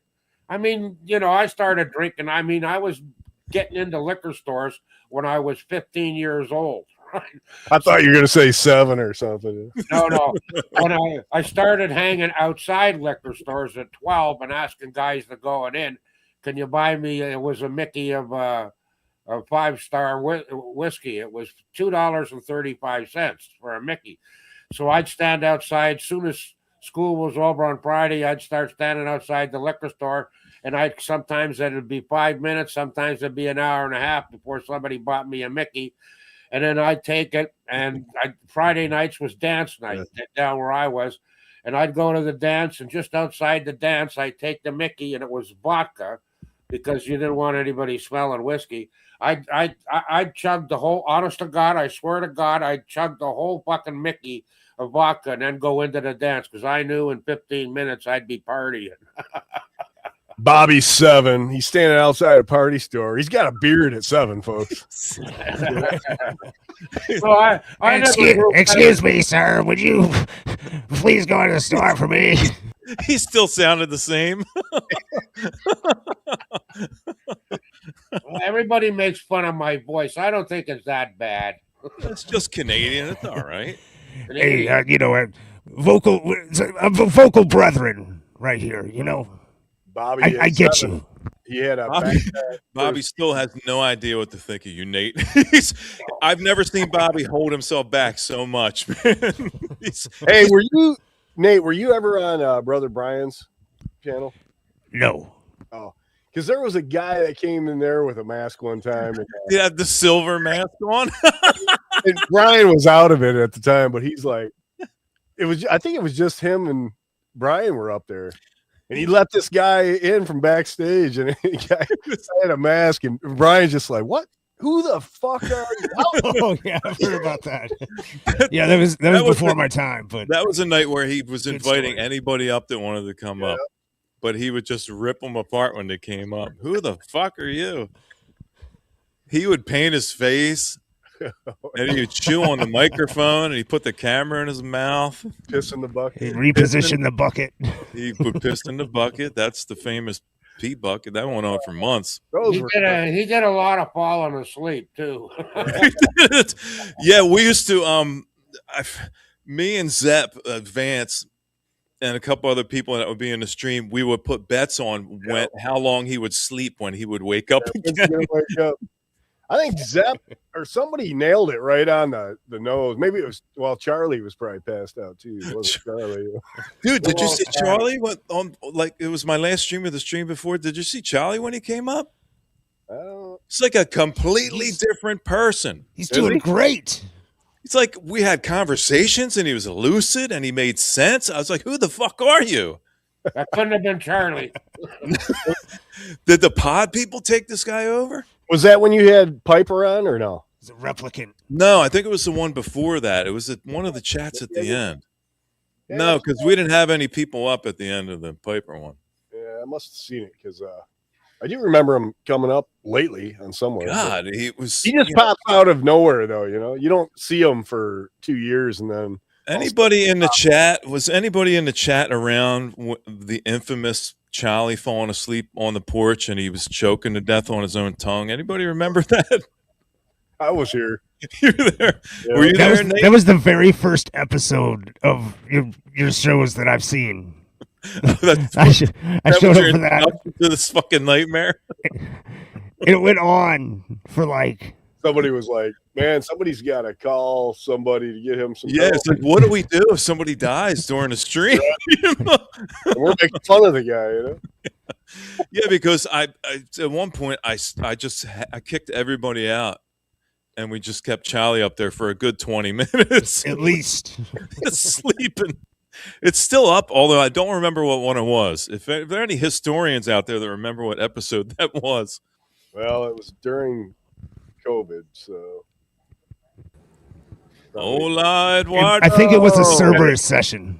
What's up, If that Bobby? narrows it down. Good to see you, buddy. Hey, what's up, Eddie? What's up, Eddie? What's going on, guys? Did you Eddie have was around. have That's any Eddie talk? was- Good to see you in front of the camera again, my friend. Thank you. Yeah, I miss Eddie's streams. Remember when he used to stream Yeah. music? Yeah, ever since I got those Harbeth speakers, it inhibited my workspace, so I have no room to sit down in front of a computer and actually play. You don't even need speakers. I do need speakers. I don't What run a my. horrible life that you own so No, many when I records listen that to you music can't at home, I stream. listen to most of the music. Oh yeah. When you're at home. So the positioning of these new speakers took up more space. So Oh, okay. I see what you're I don't have the space to sit in front of a computer and play records or stream. Hello, Malaya. With 2 jobs, it's tough, man. I don't have the time. saying. Yep. Yeah, who does? Well, apparently I do right now. But Yeah, on the weekends, yeah, definitely. Yeah. But during the week, it's tough. Or even to think of ideas of making videos. I think the showing what you got videos got kind of old with a lot of people. So, I didn't do them for a long time. I was No, thinking about Wednesday. I was just saying the other day, nobody streams on Wednesday, but there must be a good reason for it, right? Well, it's like Friday night's the big one. Everybody's on, right?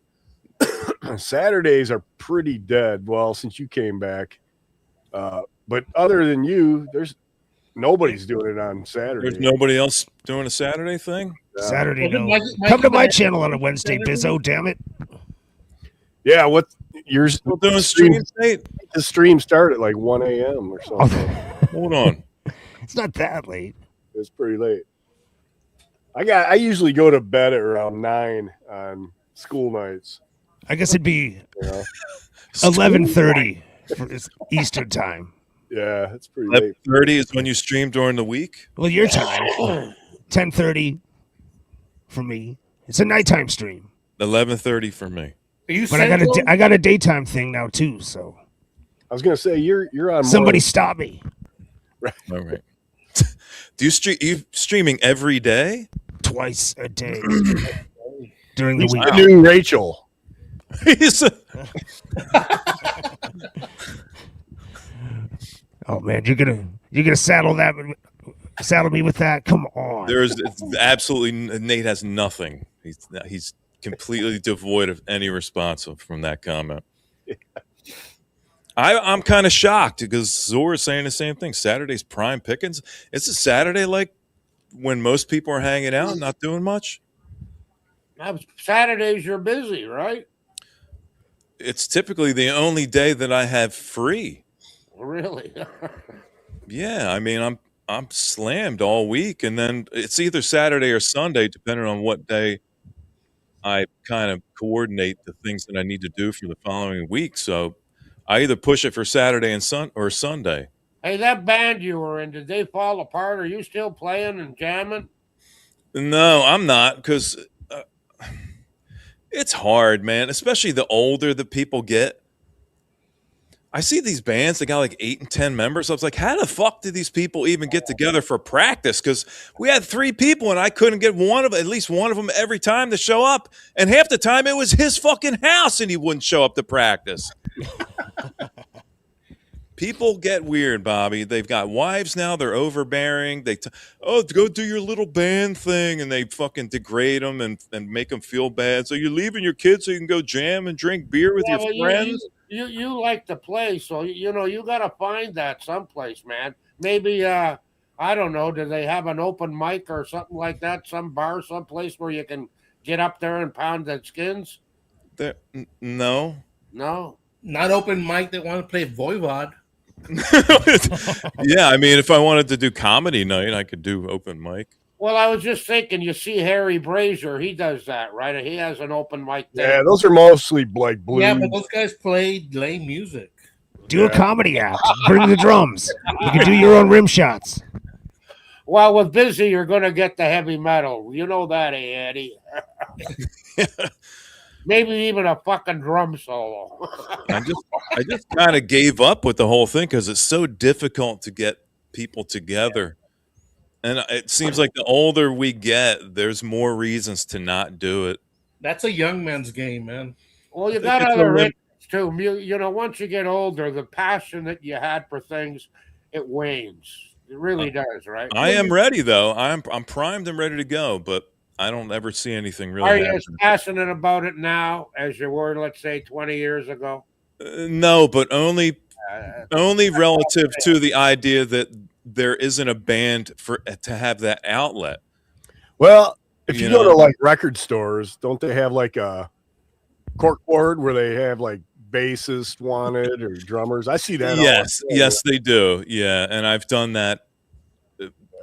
If Yeah, you've but done it mostly- twice, you've done it too many times because it's always some douche that wants to play fucking Simple Man or some Zeppelin song or I want a Molly Hatchet cover band or some fucking nonsense. Right. I've been playing for 30 years, but what he means is he's played for maybe 5 minutes a year for the past 30 years. Exactly. And the same songs. yeah. So he can't play. Nobody can play. They're all weird.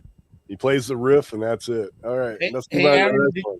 Did you see that Pentagram's going on a exit tour already? They're gonna do one more tour and call it quits. I wonder who wants to call it quits. I wonder, they've got this revolving door. They had that good band with them for like a long time, Eddie. Like the bald-headed bass player and then the drummer. And then I don't know what happened, but they're both gone, and it's 2 other people. I think maybe his contract for another album's coming up. He's just gonna comply with that, do one more tour, and call it quits because he's old as fuck too. Yeah, his I've wife heard was that- harassing him. I've heard that Bobby Liebling can be difficult to work with. Yeah, definitely. A little bit. If you've seen that documentary, just a little bit. Putting it lightly. I mean, the young guy beat up his mom, so that tells Yeah, you. I was just going to say that too, Eddie. I mean, the dude beat up his own mom, and she let him live in the basement. Yeah. He had it coming, man. She had it coming. They all got it coming, Randy. Good to see you, Thump. Thump just stopped by. She had it covered. Finger. Mm. Look, you even riled up. Even Bobby thought that was distasteful, Randy. Oh God Almighty! You Randy's don't, really scraping the barrel. you don't hit women. You just don't hit women. That's all there is to it, right? You might shoot them or drown them, but you Don't? Depends on your definition of a woman, too, Bobby. I mean, Oh, she's Around a these lady. parts, it's all about chromosomes for me. It's all about chromosomes for me, man. X, Y. You can call yourself and look like or do. To me, it's all about chromosomes. yeah, absolutely. you don't? Any shows, Aaron, coming up that you're gonna go check out? I'm super bummed out because I saw Voivod was doing a limited run in the States, but the closest they came was Tulsa. Oh shit! Yeah, So, probably after the Hell's Heroes because they played at Hell's Heroes in Houston. I just saw the Tulsa show. Somebody posted it from last night. I saw it today. I keep going out of focus here. Jesus Murphy. It's all right, man. No. Voivod, they're from your neck of the woods, Bobby. They're Canadian. Yeah, I know. Oh, you know Voivod? You got them on 45? No. I don't No. have them on 45, but I mean, everybody talks about them on the VC and shit like that, right? And that's where I hear all about new music is from you guys, man. I'm an old guy, for fuck's sakes. Where in Canada are they from? Toronto? Quebec? Quebec? By the beach. French boy? No, Zorlock. I didn't go to Hell's Heroes this year. There weren't that many good bands, in my opinion, to go drive up. 6 hours to Houston, spend $300-400 on Airbnb and Who was merchandise and food and whatnot. The any headline good bands playing there? Who was playing? Who's headlining?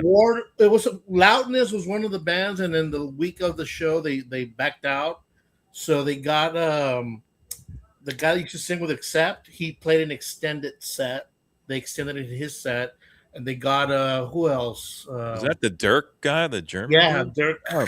whatever his name is. Yeah. And then Doro Dirk. was in there. I had seen her. Dirk Diggler?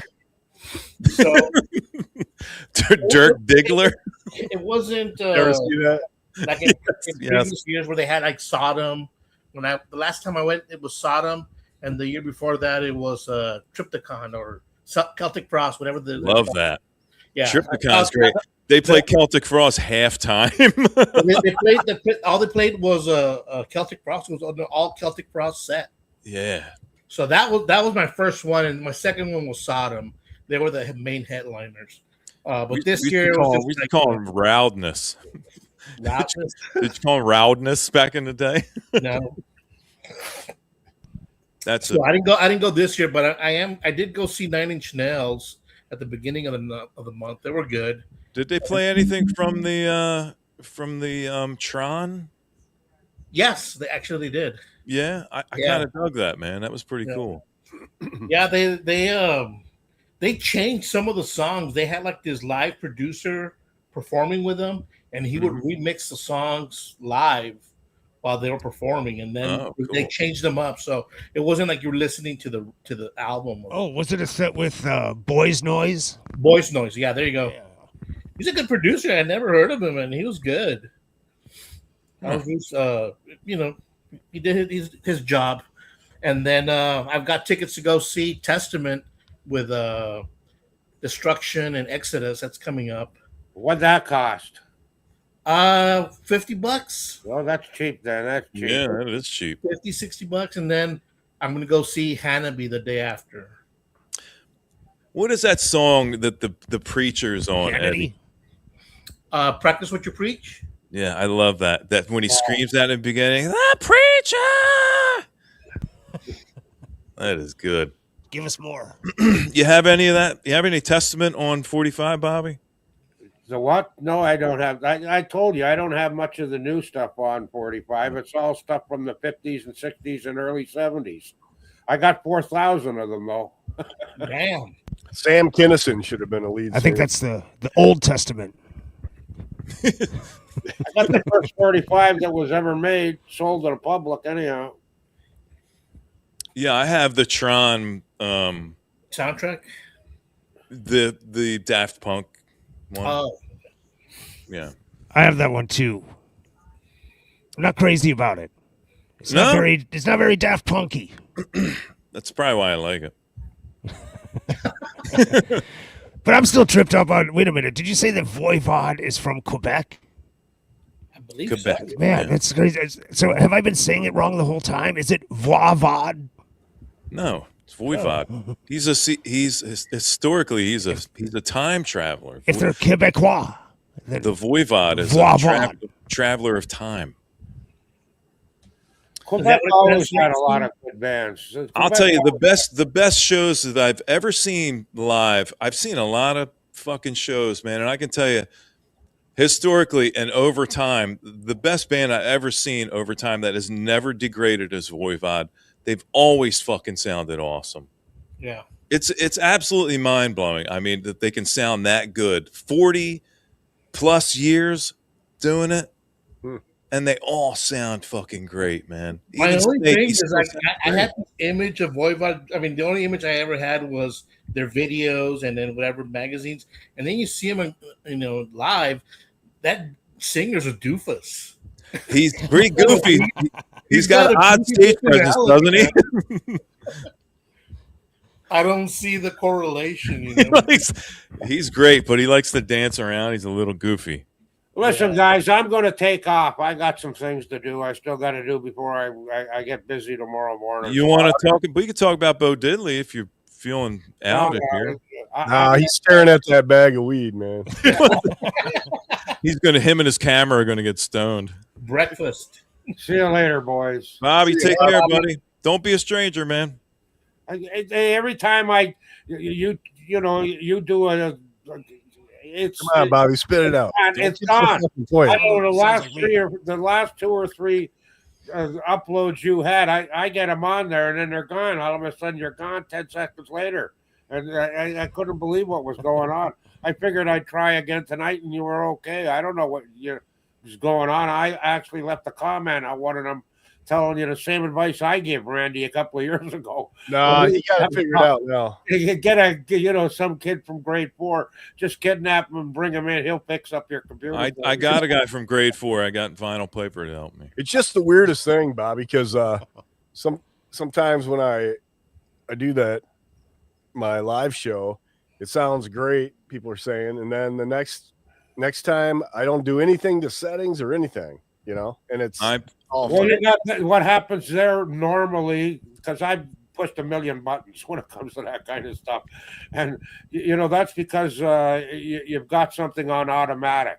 Right. that sound. So you I got. I have some ideas about what's going on with you, Randy. And when we get a second to do Hey, some anyhow. backstage stuff. Bye. All right, Bobby. Hey, Bobby. All right. See you later, buddy. See ya. Let's see how long it takes. Can you do it? So was it StreamYard or YouTube causing your issues, Aaron? Hold on. I want to see how long it takes for. You're almost there, Bobby. Take your time. He's looking for the millionth button. Take us all off screen and let's watch Bobby for a while. There he got it. No, you know what it was? It was something really simple. This is where I fail to understand how technology can be so advanced and yet so stunted. Is when I run a hard line from my modem, from my router to my laptop. Okay. I would think that Yeah. the computer would be smart enough to know that there's a solid signal coming in, and now it wouldn't use Wi-Fi. It would just choose the better signal. But apparently, no, it likes to fight between Wi-Fi and the hard line, Wi-Fi and goes back, and that's where the glitches were. So I had to go in and turn off Wi-Fi manually Yeah. for it to work. And that was the only issue, apparently, with it the whole time. Do you always have yours hardwired? No, but it started farting around and being weird. Then I hardlined it, and then it did the same thing. And then there was this weird argument between itself. Yeah. And I had no idea. And Piper was like, "Why don't you turn off your Wi-Fi?" And I was like, "Why do you have to?" I want to get on. You son of a bitch! Hey, Piper's in Tijuana, man. He went to some Tijuana record show. He is. His next stream, he's going to talk about the needle he stepped on and went between his toes on that beach. What? Yeah, he got the HIV, Eddie. The hip.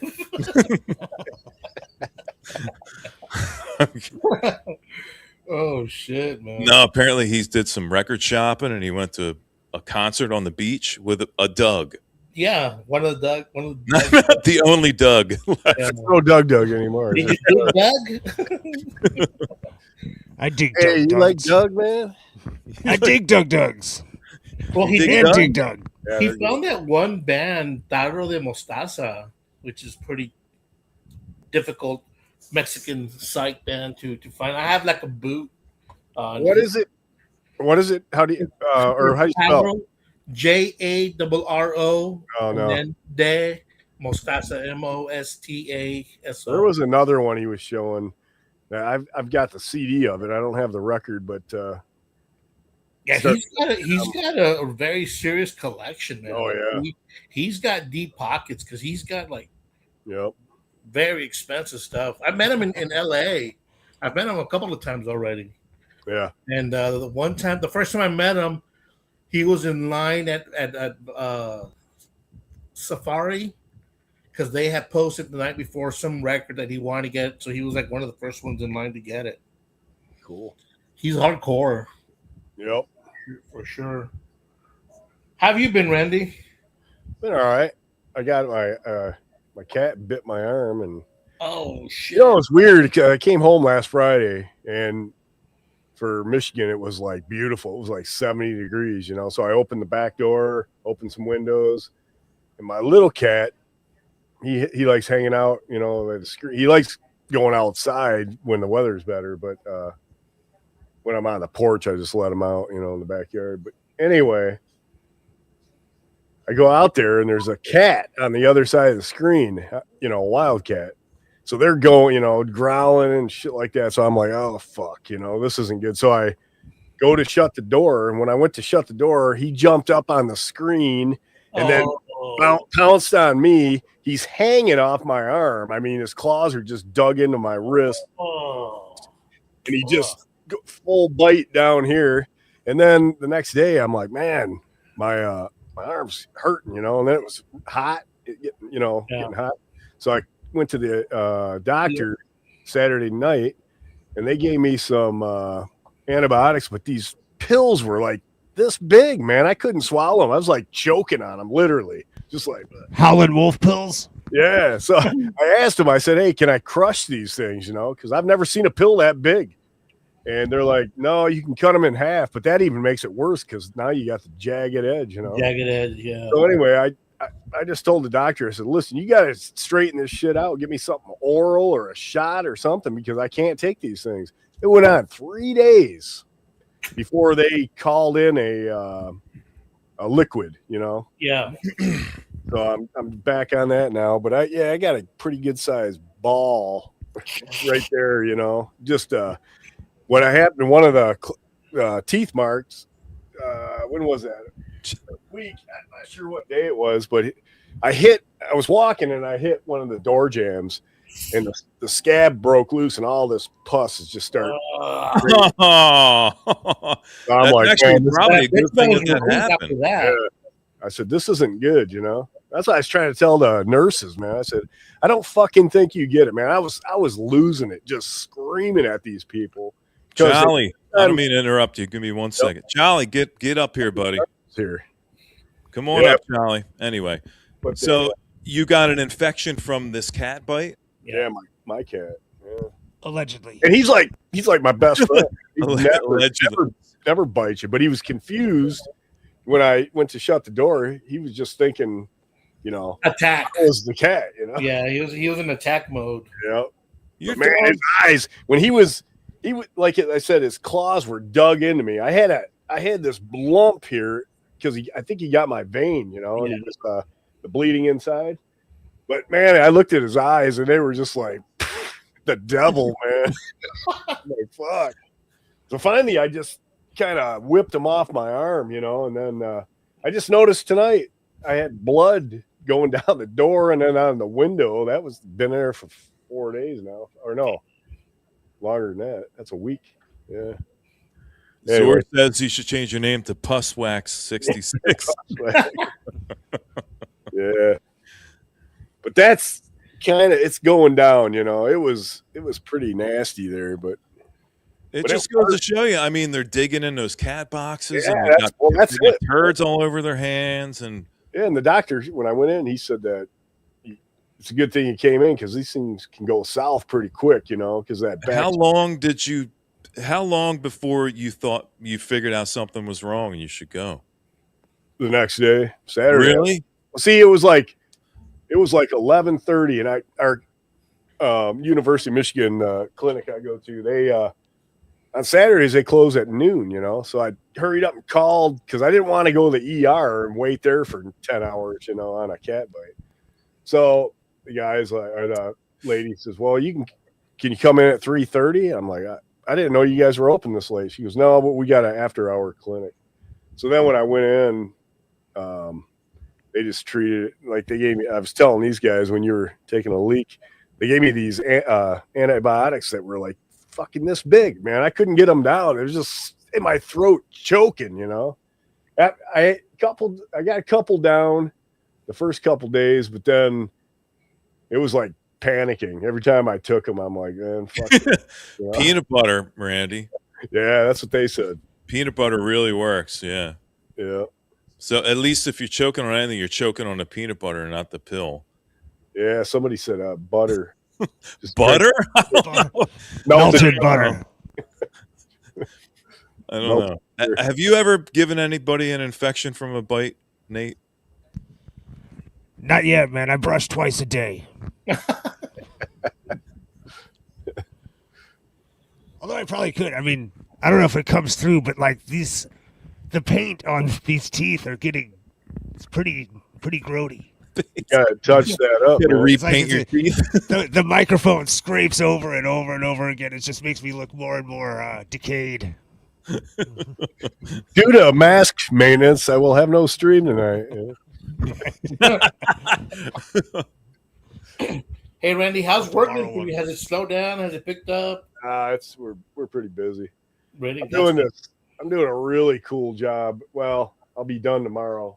I'm getting kicked out because the painters want to get in there, but What is man, so many cool things up in this third story, the attic, you know. But it's not like an attic what you think. This thing is huge, you know. It's like another I got- level of the house. Yeah, I got some pictures in here of some of this shit, but it's crazy. I mean, every Oh, he's got the wall- same old internet. it? Yes. How old is that house, Randy? It's I would say probably 30s, 40s, 1930s, 40s. But it's really cool. It's probably one of the nicest houses in the neighborhood, you know. But anyway, here's some stuff. Now the hole there, I got to put doors on those both sides, and this whole thing is for their kids, for like a playroom, you know. But anyway, that hole is just like they can open up the doors and crawl through it, which is kind of weird because you got an open space right next to it. But I don't know if you can see that. Where am I here? Shit. Oh. Yeah, you're not gonna be able to pick this stuff up. Oh, cool. Oh, wow. But all the walls are like that, you know. And see that angled bookshelf? What is that, like a little crawly hole? Is that an attic? You know, and there's one on the other side that matches that. But there's a bench area where they're going to have a table, and then there's a big roll out bed, and then there's a Murphy bed on the other side, secret bookcase, you know, to get access to the attic part. It's just crazy. That'd be a good listening room. Yeah, it would be great.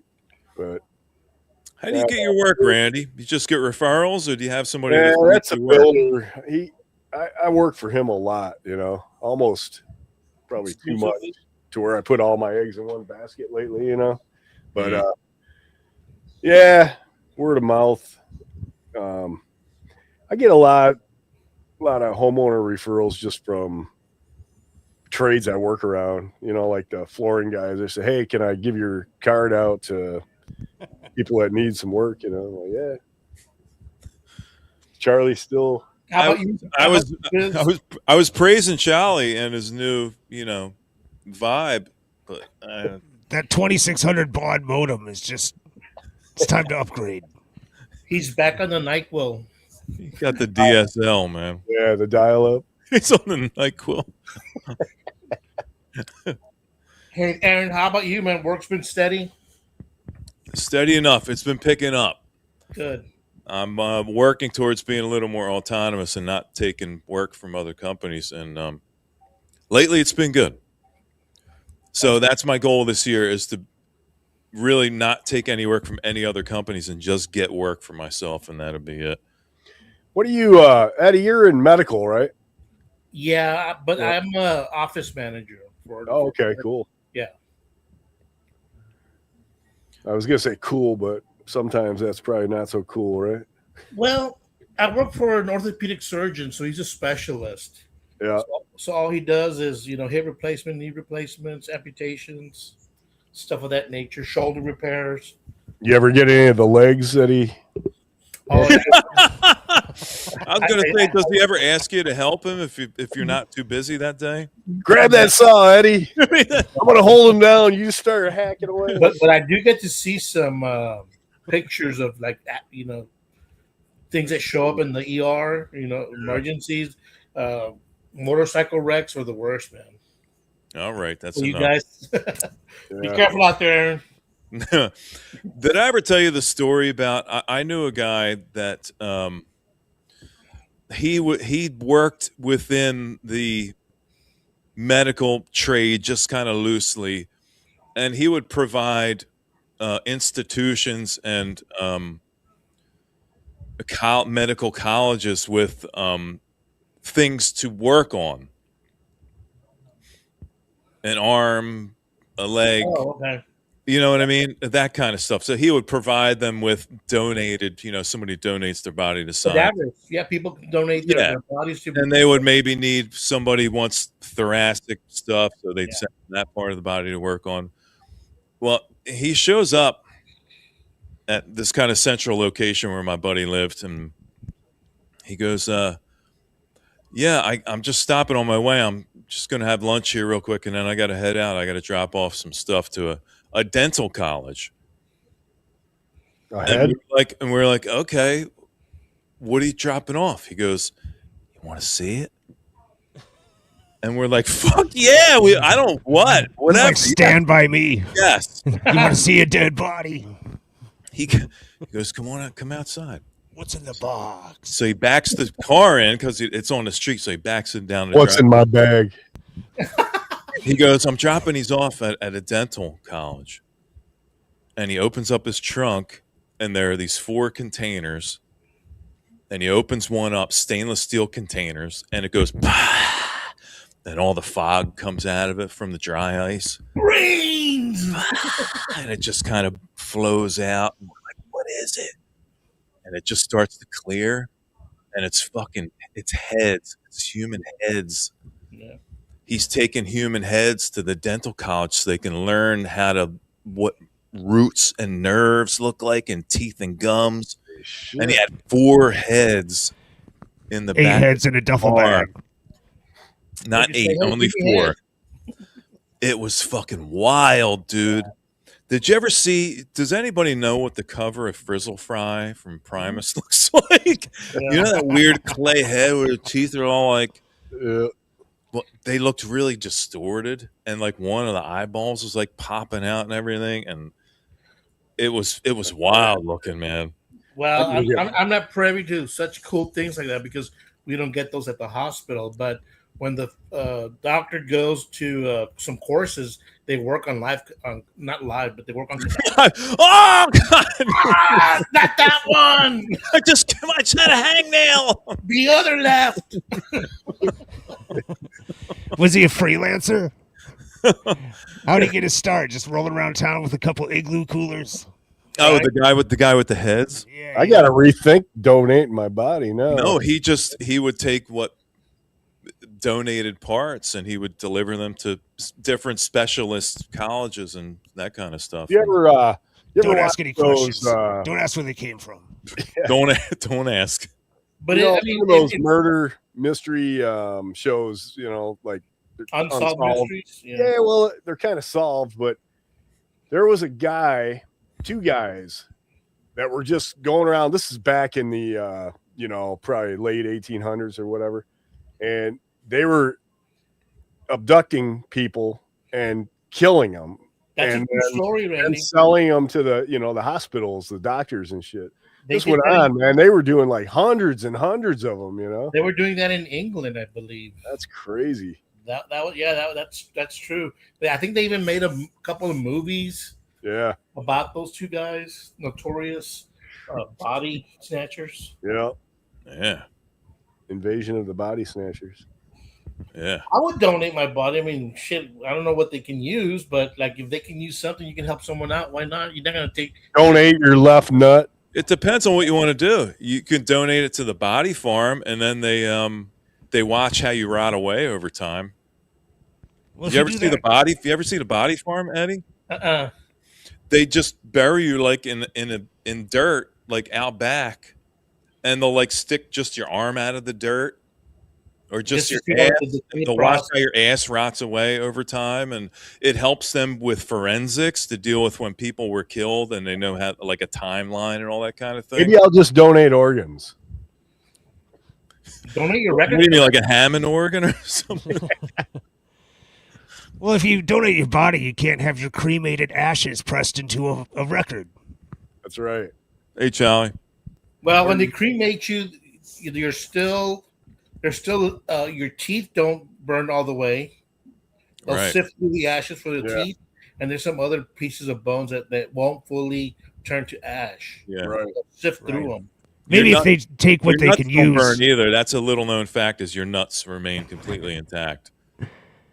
If they take what they can use, maybe there's enough left over for like a 7-inch. Shit, if it's not going to work for you in your 70s, you think it'll work for somebody in the 20s?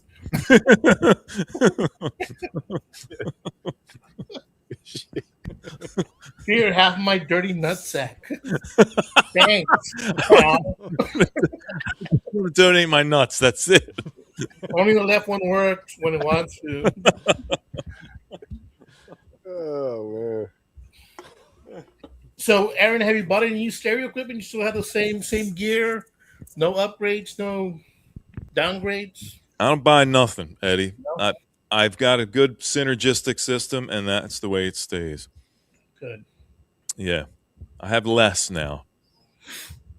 I don't keep buying and buying. There's some kind of inherent anxiety with Uh-huh. me of buying and buying and buying. I don't like the idea. I've been to estate sales, and I don't like what happens when someone dies and there's no one else to facilitate the sale of their things, and there are these people walking around their bedroom, and Yeah. I go, are they going to open that drawer where all the stuff that you shouldn't see is? And did my buddy really come and flash my drive so nobody can see where I've been? Man, let me tell you something that, It's- that just happened recently. A buddy of mine, like about 2 years ago, called me up. He's someone that I used to hang out with in high school, and he was like one of the first persons that his parents would let us go and drink at his house. He had a badass stereo, so we would go drink, and the mom was like, "You all stay here. I'll cook for you in the morning. No one leaves. I don't want you all in the streets." She was, he was their last one. They already had like 4 or 5 before him, so they were more lax with him. So we used to go and jam out all the time, and he was one of those friends that you wouldn't talk to him in 15 years, and then you get a call, and it's like you pick up where you left off. So he called me one day. He's like, "Hey man, I've got my record collection, and I don't have a stereo anymore. I've just been lugging this records around. And I'm getting ready to move. Would you be interested in my collection?" So I went. Make a long story short, I bought his collection. Got a lot of cool stuff. And just when was it? Like a week ago, I get the news that he passed away. And get Wow. this, man. He was home cooking, and he was trying out a piece of beef, and he choked on it, and he was unconscious for 30 minutes before they found him. So they took him to the hospital. They were able to revive him, but since there was no brain activity for 30 minutes, he was brain dead. Yep. So his brothers just decided, like, just disconnect him.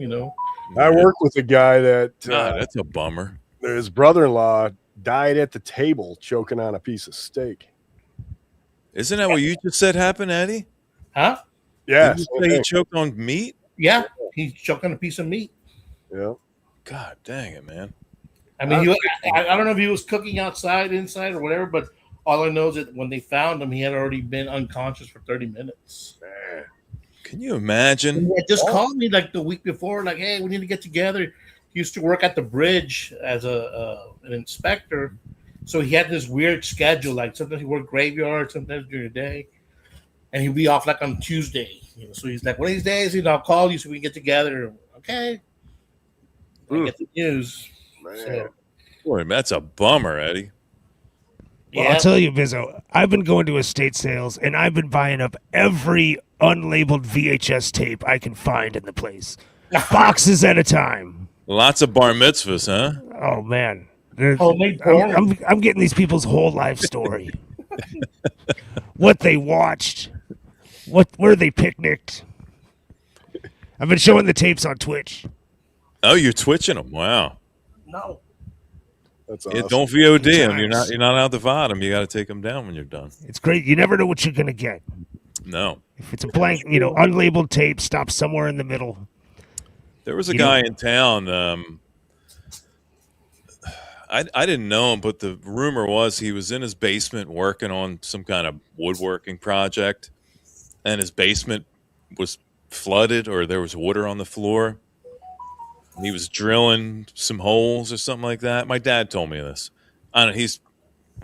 The dude was drunk half the time, and the other half the time he was sleeping. So I don't know how really to take it, but he was working on some kind of project in his basement. And there was water on the floor, and he was drilling, and he got electrocuted, and he fell down on the drill, Oh. and the drill drilled him.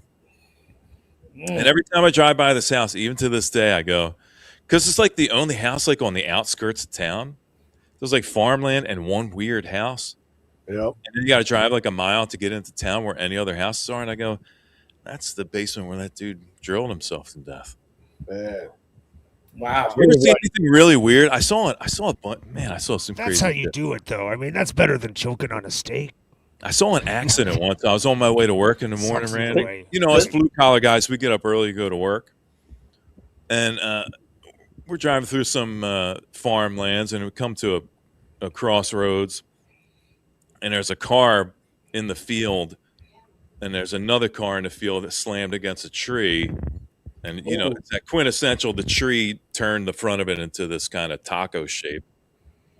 And we get out, and a couple people in the van go over to help the one lady, and then we went over to help the guy. And we opened the door, and the dude was laying against the steering wheel, and he's just moaning and groaning. And we kind of just pushed him back, so he sat against the chair. And he went back. He had like, it was like a scoop. His chest was caved in like 6 fucking inches deep. You could have poured like a bowl of cereal Man. in Oh, the chest and ate it out of the. It was fucking crazy, dude.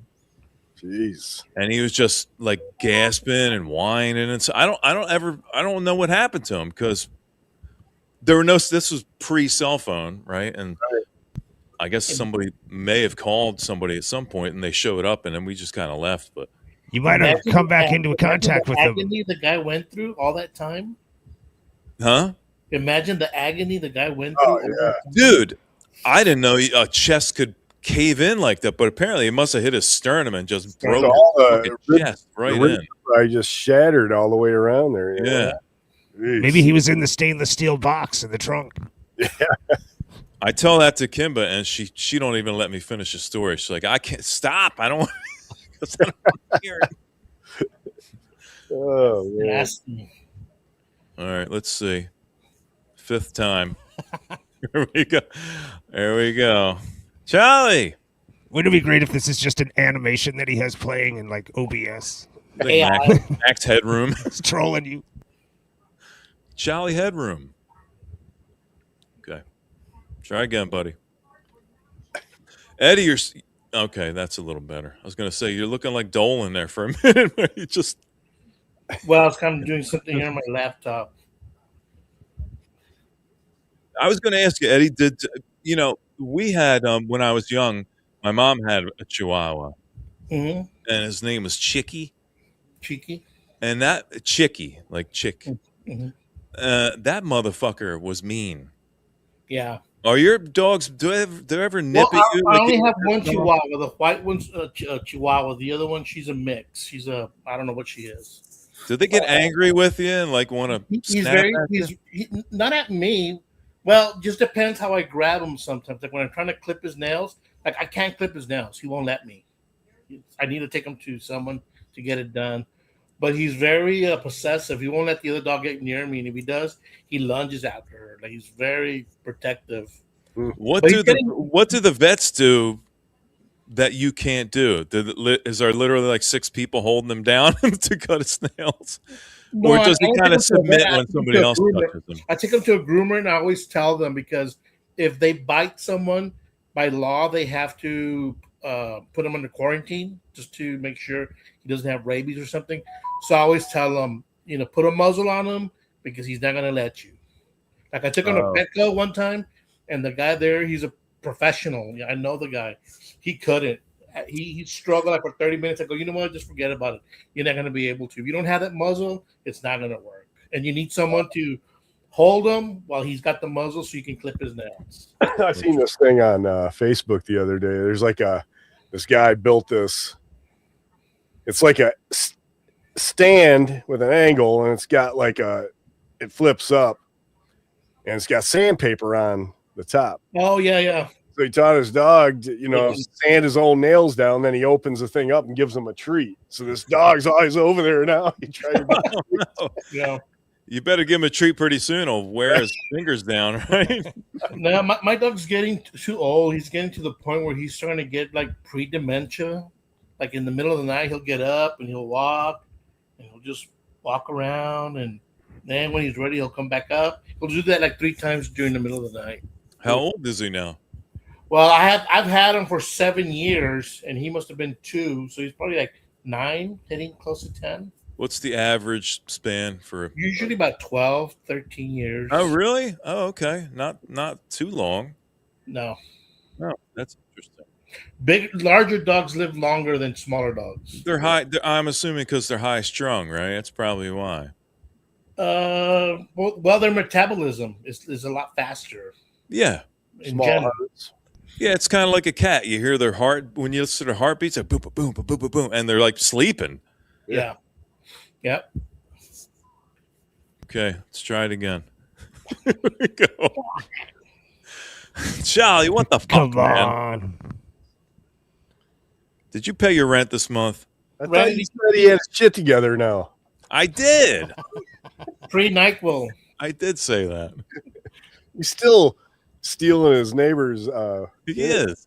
Randy, That- did I see that you just posted a video today? Yeah, Okay. yeah, just some fines. It was great. I was just saying that earlier. It's fucking awesome. Local finds? Yeah, there's some local stuff in there, and then some Portland stuff. And You went to Portland? nah, I've been watching this channel on YouTube, and these band members. This is pretty funny. These guys get hammered on Bushmills, and then they play local music, and then. But it's pretty good, man, because it's music like I'd never ever hear, you know. So they let you hear it. They're in bands in the Portland area, and it's just kind of funny. The one guy's got like this guitar like this, you know. He's got this rocky foot, and so he said something like, "The other guy can't see." He goes, "You can't talk, I can't see, man. We're fucked up here, you know." But I just saw that the Mummies were in Austin a couple of weeks ago. really How Yeah, I old is that band? When did they? When New did they album start? coming out. 90s, 90s. Oh, really? Oh, they're that new, huh? I'd Yeah. say early. Did they just go for that Late vintage 80s, thing? I think. Late 80s, early 90s during Yeah, they probably got together in the late 80s, and then they put out a lot of stuff. Jenny and Dave told me that the new Mummies single was out, right? So they hooked me up with the website because everybody else, like Discogs wanted, you know, the assholes are selling, wanted Yeah. $40 or whatever. So he hooked me up. I bought 2 of them, and I never got them. Oh, I can't even find an email receipt. So maybe I never paid for them, you know, and I thought I did. I think they use that money to go to Austin. But I don't think I ever, because it's not in my PayPal either, you know. So maybe I Oh. didn't click pay, you know. Your bank, check with your bank. Yeah, They sold out now? I would think so. Their stuff goes pretty quick. But yeah, it's Mummies. Anything new, Eddie? You picking up any new? Oh, you snagged you snagged some Spirit Caravan, that's for sure. Yeah, I did get that, and then just yesterday I got this one album. They're from Spain. They're a Spanish psych band. Where are you? Hold on. Yeah, No, this- Let's they get only you- printed like 200, and it's Mientras las abejas duermen, which translates to While the Bees Sleep. That's I a like cool that cover, cover. man. Yeah. Wow. Yeah, it started popping up on all over my algorithms. Like on, have you heard of that German label Cosmic something, Aaron? They send out every Friday like I think it's Cosmic Artifacts. They always tell you what's new, what's coming up. They were Oh. one of the bands featured on there, so I ordered it from their website, and it just got here. So I need to give it an official wash and then check it out. But that's about it. I've kind of slowed down. There's really, like, I purged over 1,200 records in October. Wow. That's what I need. Because remember, I had bought that collection from a friend of mine, so there was a lot of duplicates. And then when I got my brother's collection, there was a lot of triplicates and stuff. Like, I don't need 3 Saxons, you know. So, so I went ahead and purged some of the records. And my brother was heavy into the Misfits. He had a lot of the, not the original, but Damn. Yeah, that's I cool. got rid of that stuff. It's like I don't like the Misfits. No respect for them. Yeah. That's what I call when people who don't have any business being in the music or making music are making music. I think Danzig is a cheap Elvis ripoff. Okay. So you enjoyed when I showed those Panther records. I listened to them. It's like this is crap. Those are fighting words with Aaron, man. That's his state. I know. vote. It's a hot take. I just couldn't get into it, man. It's more Yeah, like it's like Fugazi. very influential, but they're guys who don't know how to play music. I don't get Fugazi. I wait a never minute. did. I tried. Hold on now. I tried. It's like this is what people who want to play music, want to make music, try, and to me, they. All right, so Eddie, what you're saying, you love Prague I like prog. I like rock. I like. because the punks killed Prague, and then the Prague. Yeah, but the prog that killed rock was the arena prog. Oh, there you go. See, like that album, I didn't get into it, and I heard a couple of songs, and like that Mother song is pretty good, but He hates it so much he can't even get the words together. I didn't even get the reissues. I know the reissues came out, people making a big deal. It's like, I love the Misfits, man. Fugazi, I love Fugazi. I like don't know. Fugazi, but they're not. Well, Very it is talented. They're not very simpler. talented. It They're is not simpler music, that's for sure. Maybe some 3-4 chords. That's it. And people who don't know how to dance. People that have no rhythm. That's what they. Aaron, can you get this guy off here, man? Eddie, who are you, man? What happened? Yeah, what'd you do with Eddie? For me, it was like rock, heavy metal, and then punk came in. And it was just Sex Pistols, and the only thing I knew about them is they would put bobby pins on their faces and shit. And it was like, that's not for me, man. That's not. I know. You're like, dude, sorry, Lou Albano already has that locked down. Yeah, exactly. I don't know what you're doing, pal. Been So, there. I missed the whole punk thing, and since I wasn't a skater, that whole scene just totally, evaded me. Eddie could probably do a pretty good Lou Albano. What are you calling me, fat? No. Whoa. You get the curly wig. Ah, It's the goatee. wasn't he the manager of the Samoans, the Angry Samoans? He was the rest. Yeah, he was the manager. Yeah. Yeah, he was the wrestler manager. Yep. Cyndi Lauper. Yeah. Girls just want to have fun. He was her dad in that video. Yeah. Oh, Yeah, so I got rid of my brother's Misfit records because they were quite a bit, and I wasn't, like I said, I wasn't gonna be listening, and they were just gonna be taking up shelf space. So I got rid of them.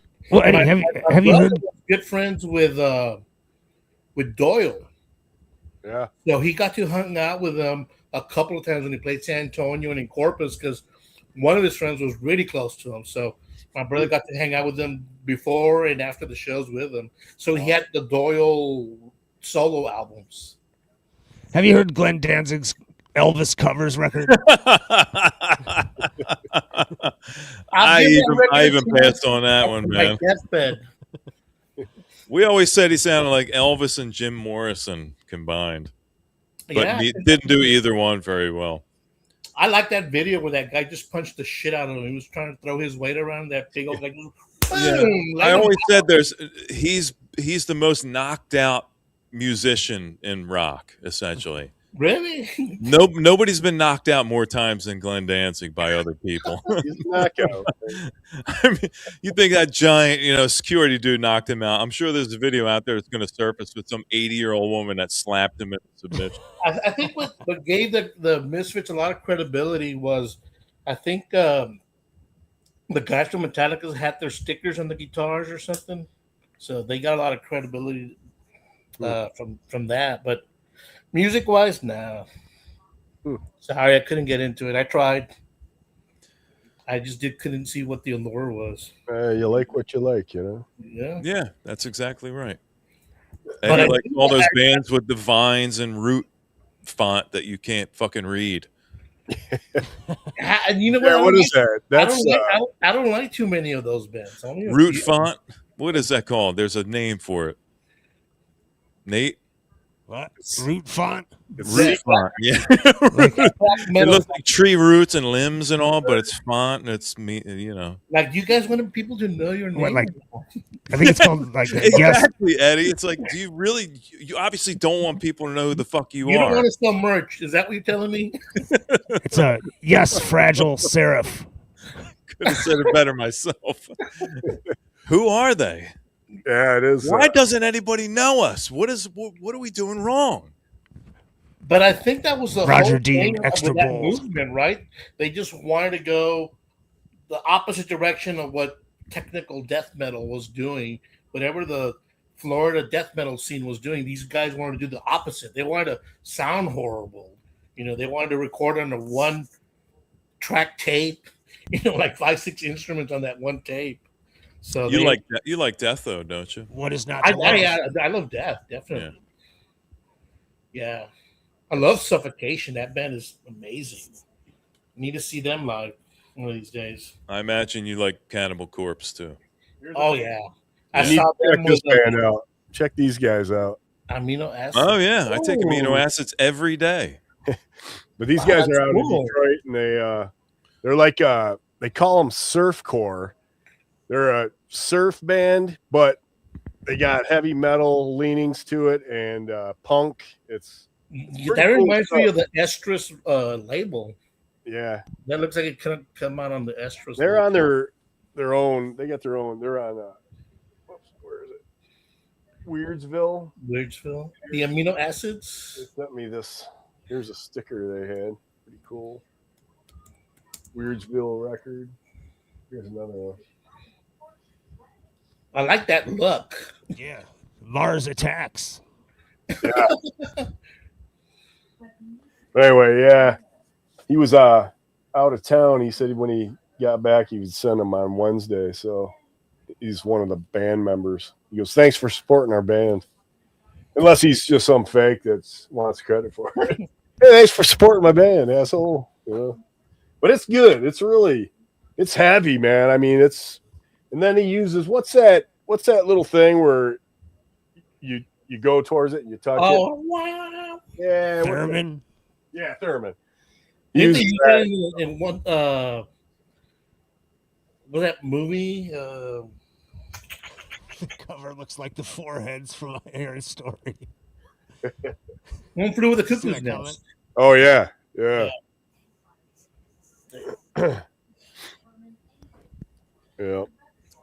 What's going on with you, Nate? What's new in your neck of the woods? Oh man, I haven't been buying a whole lot of records lately because I am working my way through the backlog. Mm. I'm still catching up on records that I bought like a year ago. It's Yeah, that full. He's looking at those full moons. I have that always at like about 150 to 200 that I need to catch up on. Yeah. I mean, a lot of them will be 7 inches. It won't be full albums. They'll be 7 inches. I went probably end of last year to early this year without buying much. You know what I mean? Maybe something here and there, but I just went crazy in the last couple months, man. I got a stack on the floor that I got to file away, and I bought another 9-cuber in the other room, so I was able to get some of the stuff out of the closet, get everything, and have room to flip stuff, not tight. And now I'm gonna start packing them again, man. I got to get rid of a bunch, though. I got to get rid of Same. Well, that's why There's a purge on the horizon. Yeah. I purchased, 1,200 because I can tell you a lot of duplicates, triplicates. My Yeah. brother and I kind of shared the same taste in music. So, bands like Judas Priest, Triumph, Scorpion, stuff like that, Yeah. we have multiple copies. Right. It's like, I don't need 5 copies of Blackout. You have any early Scorpions? Yeah, I've got all of them. I mean, any extras? Extras, I'll have to check. I'm looking for like that Stone. What is it? Stone Crows or something? Yeah, Stone- I just bought a reissue. That is a good album, man. What's the one with Sales of Charon on it? Oh, that's Taken by Force. I'd like that one, and I'd like that Crows one. The Lonesome Crow. Well, the Lonesome Crow. Yeah, if you got those, let me know, Eddie. Are you okay with an original? I mean, with Just say you want to get Virgin Killer. We all know what you mean. I just want that Lonesome Crow, and I want the one with Sales of Charon on it. I don't care what variant they are. I don't care if they're OGs. I just want them. Okay. Let me check right now. Hold on. Checking your database. Well, I've got everything on Discogs. It's like Yeah, he's Randy checking puts it- Discogs to see how much he can flip it to you for. let me check the median price. I won't beat you up. I'll give you a good deal. Minus 40%. He's ordering it right now to offer to you. I'll give it to you 50 cents lower than median price. Randy's like, let me check my other house. I'll get back to you. You know what? I don't want to get like that, man. Bizarro, I've got a 82. It was a Japanese release, and it's basically the Lonesome Crow album, but they called it Scorpions, and the title of the album, The Original Scorpions. But it's on the Brain label. Oh, yeah, I've got some stuff with the brain on it. Yeah. It's basically that album, unless you want the original cover artwork. No, I just want the music. The music. I've got that one. And then you said Taken by Force? Yeah. That's probably my favorite Scorpion song ever. That's my favorite, too. Yeah, Yuli on that album is fucking great. That video is great. Do you see that video, Randy? Sales of Charon with Probably not. Uli doing his guitar stunts. Maybe not. Great. Yeah. Ooh-lee. I know Patrick was playing one of those. What was the one with the crows? The Lonesome Crow? Yeah, Lonesome Crow. I think that's the one he was playing, and I'm like, man, this sounds nothing like their later stuff. Yeah, that was very different. No, it's no Corky Park, Almost like psychedelic. or whatever that song is. Alienation. Yeah.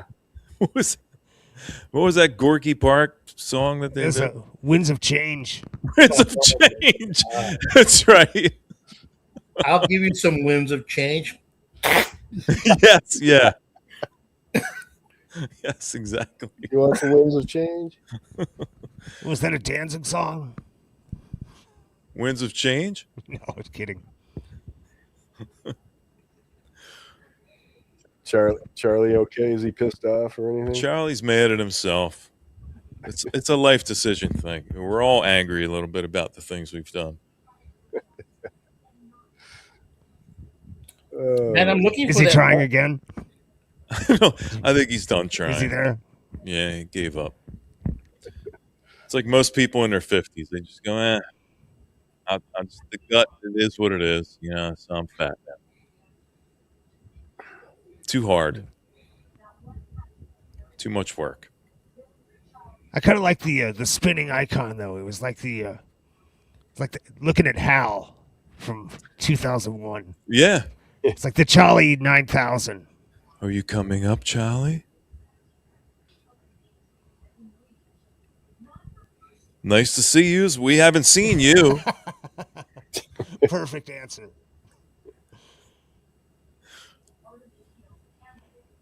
It's all right. He can have my spot. I gotta get rolling here. I'm gonna turn into a pumpkin. We're all going to roll out of here in a second. Oh, okay. Just waiting for Eddie to check his Okay. database. Eddie, you can just text me. Let me know. Yeah, I'll text you, man, and I'll take pictures of what I've got. Just don't give me the whole, Discogs median dog shit, okay? No. I don't want to pay $80 for fucking Scorpion. Hey, if you buy those, he'll throw in 40 Misfit records.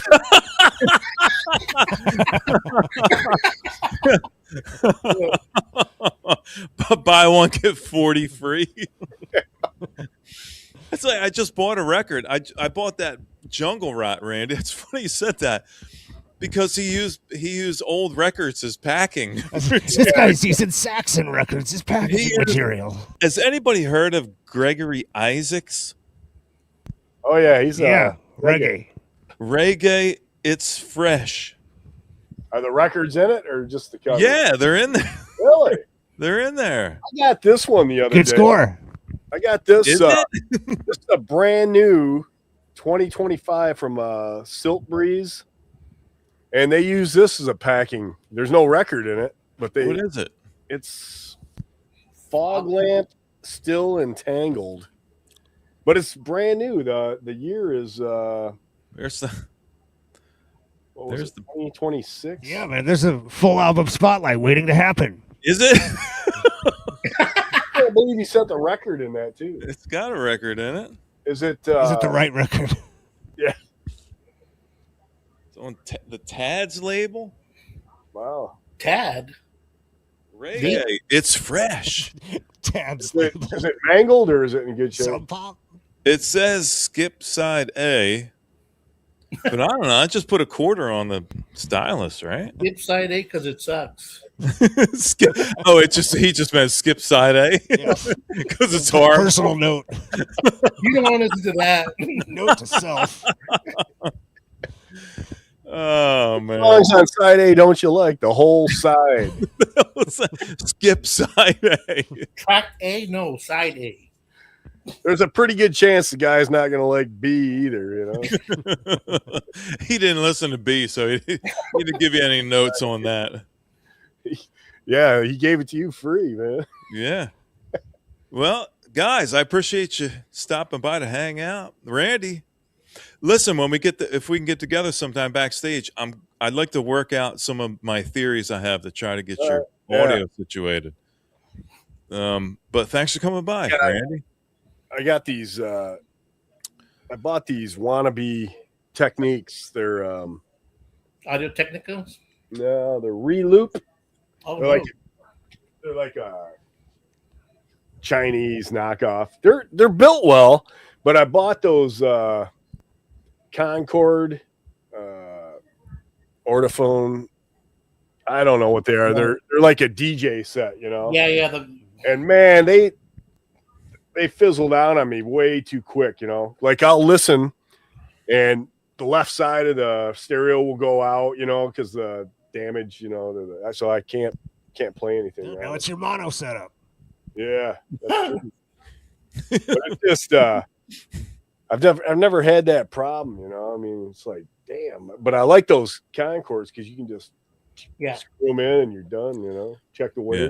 We'll see if we can get you situated in the future. I'll text you and we'll see about getting together to do a backstage session, and we'll see if we can get you situated so you can get back to doing your live streams again.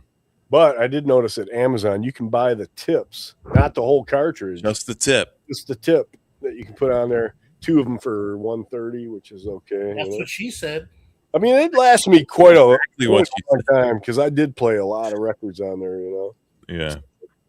But all right, guys. Eddie, thanks for coming by and hanging out, man. It's great to see you again. Absolutely. Good to Don't see be you a stranger. You can text me. You can call me anytime you want. Absolutely. Thank you very much for that. You guys have a rest of the good evening. too, man. Hey, Eddie, I was going to invite you on my channel. I'm having a Misfits get together. Sign me up. He'll be there. Later, guys. See you, Eddie. Nate. Later, Eddie. Bizzo. Appreciate you coming by, buddy. I just subbed you. I don't know why I wasn't subbed. I assume you did something to anger me, and I unsubbed you. I don't know why. Give you the boot. I will check you out because more times than not, I'm at work and I can just put you on in the background while I'm working. So Right. And if you think I'm on some old bullshit, just tune in a different day. yeah, It's always something different. I'll do just that. Until I see you again. Thank you for having me up. It's always a pleasure. Take Good care, time. buddy. All right, See. All right, hold on. There we go. Bye-bye. Randy, it's always great to have you up here, buddy. I'm glad you came up. I'm glad you didn't take what I said to heart. I watched your entire video earlier today. Oh, I really did. yeah. And I kept saying, is he going to show something I like? It does suck, man. You don't have to lie. I'm incapable of lying. I know it. You know, when I do those videos, I always think about that because I haven't bought any new psych records in a while. You know, it's mostly garage and punk. So I'm thinking, man, I'm losing all my old fans. You know, You're polarizing. You remember Neilio? You ever heard? No. He's from Brazil. He used to comment on all my videos, and I see he's over at Hogs Ear Report commenting on his. He doesn't comment on my stream. I've noticed there are a few people that left mine, and I see him in other places, and I go, I wonder why he left. I never told him to fuck off or anything, but I guess people just get tired of you, and they're fickle, right? The crowd is fickle, right? What can you do? It's the music we're showing. That's right. Randy, all right, man. Take care of yourself, buddy. Rest of your weekend. We'll get together, and we'll see about working out your tech problems. All right. I appreciate it. All right, buddy. Take Later. care. Bye-bye, Randy. And that leaves just one lonely feller here. I want to thank you for hanging out with a guy tonight. I hope you enjoyed the music. I had a great time. It's good to see you. I hope you have a great Sunday, and I hope you have a great week coming up. Get out there and make some shit happen. Don't take well enough for good. Get out there and make some stuff happen. Have a good week. I'm all out of words. Don't know what else to say. Take care, Mick, Nate, Charlie, Kimba, Zor, Dave, and everybody else that I failed to mention. Appreciate you coming by. Thanks for supporting me. I'll see you again really soon. And if you're here after the fact and you made it this far, give me your address. I'll send you out something special. By something special, I mean probably not much or anything at all. Till I see you next time, take care of yourselves, people.